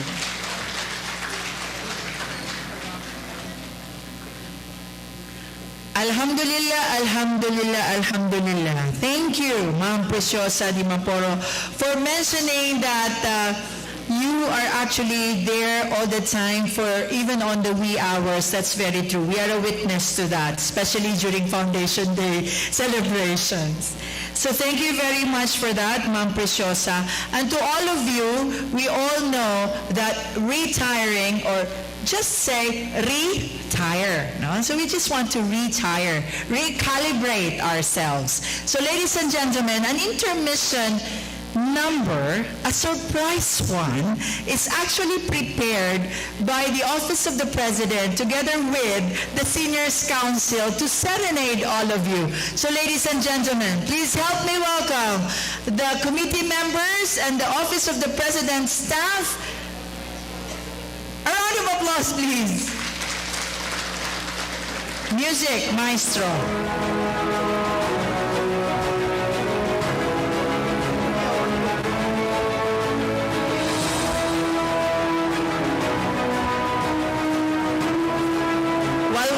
The technicalities, we would like to thank, in behalf of the committee, in behalf of Chief Norain S. Baunto, we would like to thank all of you, and please remain still after the serenade, because we will be hearing the last closing remarks from the Vice Chancellor for Academic Affairs and a chorus song of our awardees for their Through the Years chorus song. So ladies and gentlemen, we would like to thank again Chief Norain Baunto, together with the co-chairpersons, Director Faisal Mangotara, Chief Safia Gani, Attorney Rashid Pandi, Dr. Rebecca M. Alawi, Ms. Inshira Mampay Cheripay Alonto, Isaac P. Gandarosa, Ma'am Preciosa Di Maporo, Director Ronald Silvosa, Dean Aini Blanco Basman, Director Alania M. Fahad, Henry Mark Eli, Sir, Dr. Ibrahim Aliponto, Ms. Kayamura Makarambon, Mr. Muhammad Haji Ali Usman, Ms. Kairia Kabugatan, Ms. Rashida V. Pandi, Ms. Noraisa Manaol, Ms. Hafsa Shannon Ditukalan, Ms. Cherry May Kitar, Mr. Fahad M. Malonto, Mr. Junaid Manamparan, Mr. Ramil Samporna, Mr. Abdul-Jabbar P. Sarangani, Professor Zakaria Gulam, Mr. Saadri D. Rago, Mr. Sulaiman B. Salo Jr., Mr. Saddam S. Barani, Mr. Abdul Ghani Al-Rashid, Ms. Sunaira Ampuan, Ms. Norlika Usman, the OP Executive Assistants, and other selected OP staff for the wonderful program today, and of course, the Facebook Live coverage of the MSU Office of Information Press and Publication, and also our audiovisual center headed by Ma'am Alania. So, any signal from the team? Are we good with the sound system? We also would like to thank CITC. Are we good? All right, so ladies and gentlemen, once again, the serenade from the Office of the President.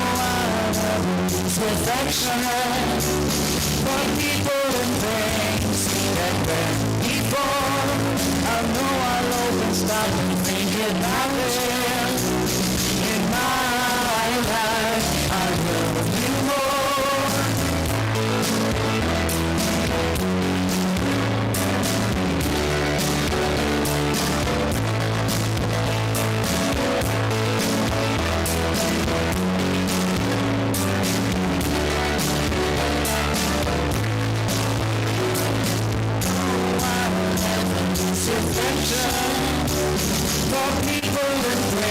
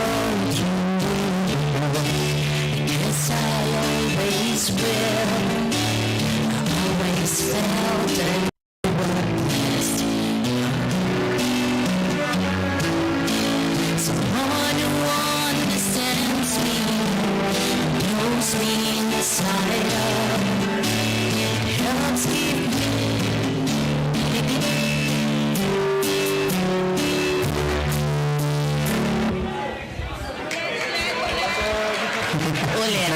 Nag-jump yung aking CD. Take two. Para makasabay lahat. This song is dedicated to our 40 years in service, our honorees.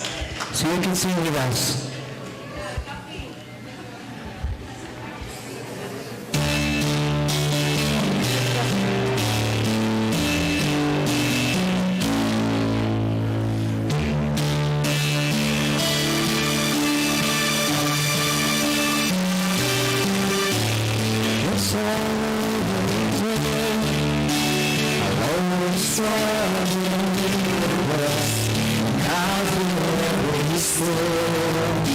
Sometimes it's really the hard road, but we're always so true.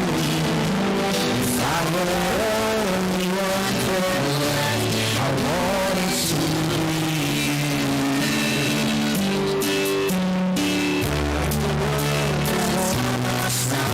Sometimes it wasn't there. Sometimes we were happy. Sometimes we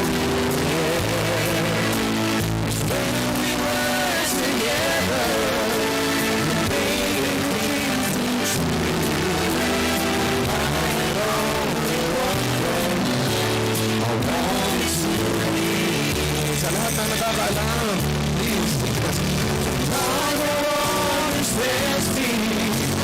knows me inside out.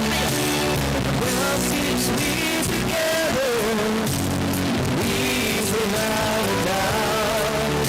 That I can move the mountains, so all is tells me. If I had only one friend, I wanted to be.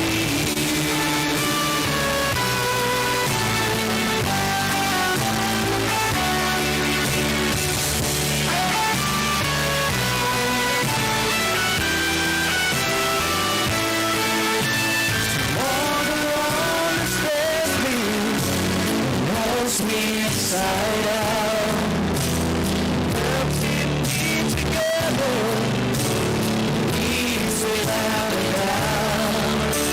That I can move the mountains, to tell it to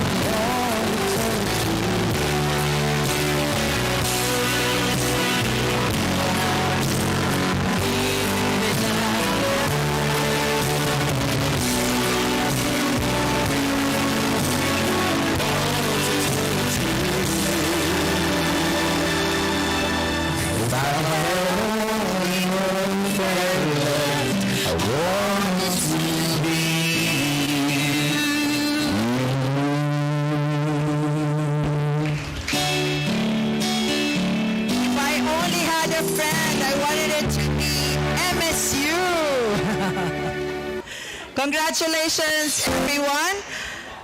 Ika nga nila, we love you more. We love you, MSU.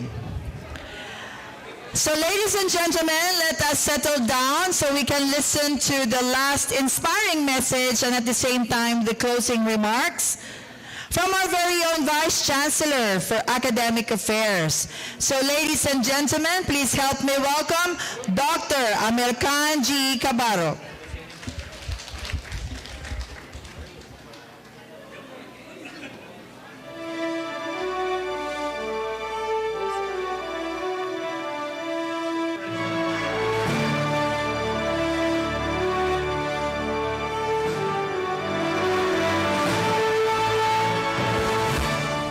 Thank you very much, Director Latif. I know the environment is full of emotions, but allow me to deliver my part here. It's a parting words for our honorees this morning. Bismillahirrahmanirrahim. My courtesy to our University System President, Attorney Basari Di Makuta Mapupuno, system and campus officials, our deans, ladies and gentlemen, esteemed guests, and our cherished employees. My greetings of peace Assalamualaikum warahmatullahi wabarakatuh. As we draw this momentous event to a close, let us take a moment to reflect on the incredible journey we've shared this morning. Recognizing our dedicated employees who have devoted 40 years of their lives to our Mindanao State University is not just a celebration of longevity. It is a testament to the commitment and hard work that has shaped our institution. In the context of our vibrant community, where resilience and unity are part of our everyday life, your service stands as a beacon of hope and inspiration for future generations. Please know that your dedication has not only contributed to the growth of our university, but has also positively impacted the lives of countless students and colleagues. Some of you, I have had the privilege of witnessing firsthand your service since I joined the university back in 2005.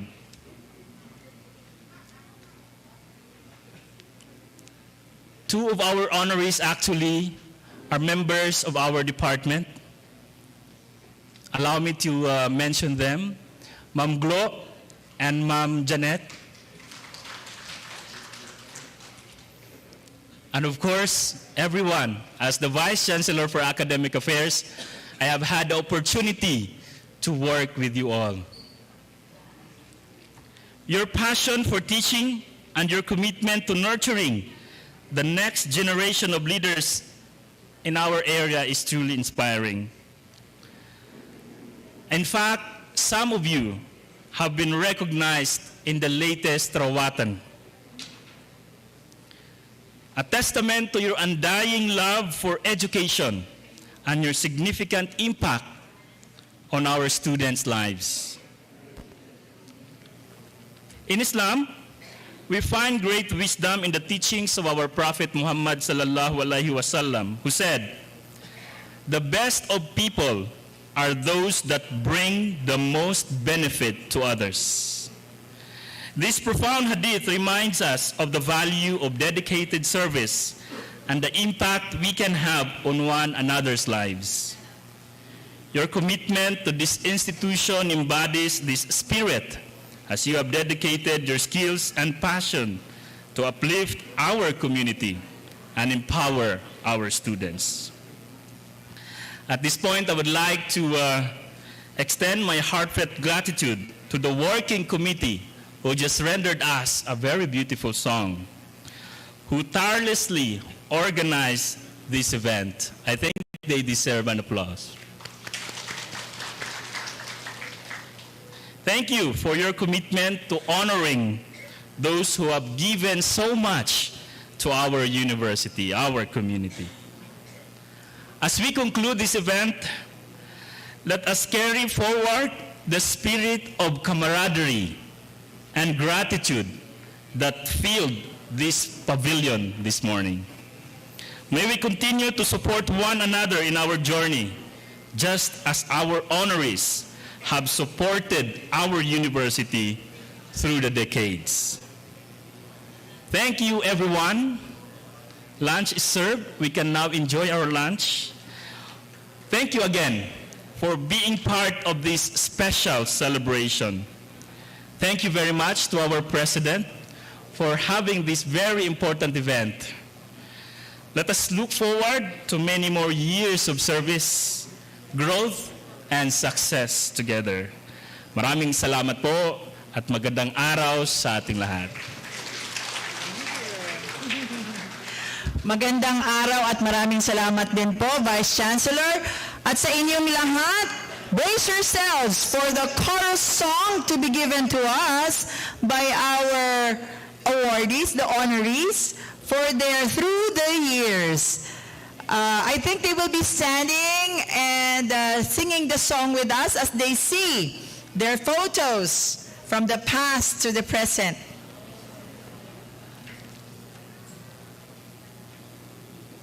So everyone from the from the honorees, let's sing together po.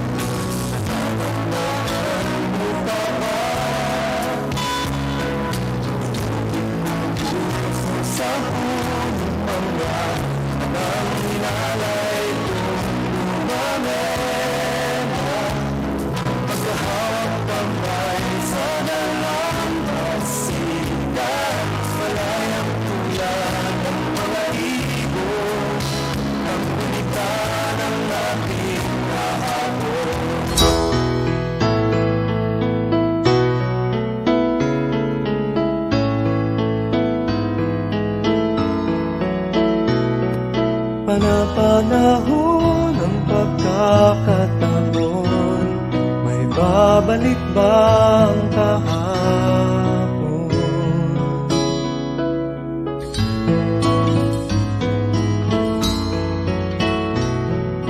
Natatandaan mo pa ba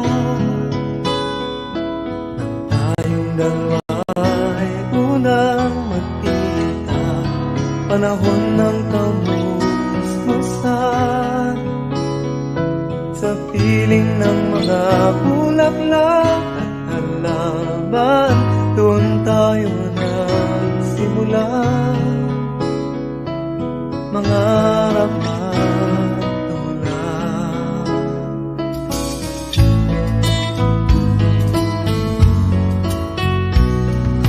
Natatandaan mo pa ba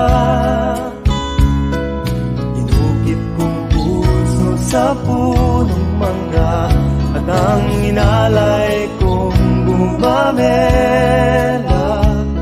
magkahawak kamay sa dalampasigan, malayang tulad ng mga ibon, ang gunita ng ating kahapon. Ang mga puno't halaman ay kabiyak ng ating gunita sa paglipas ng panahon. Bakit kailangan ding lumisan? Panahon ng pagkakataon, may babalik bang kahapon?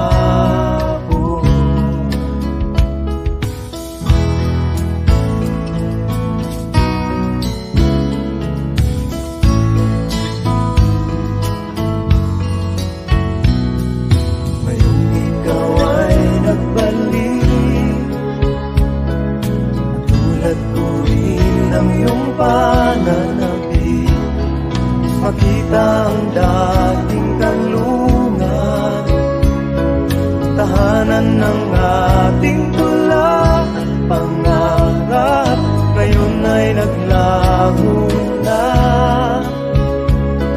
Saan nahanapin pa?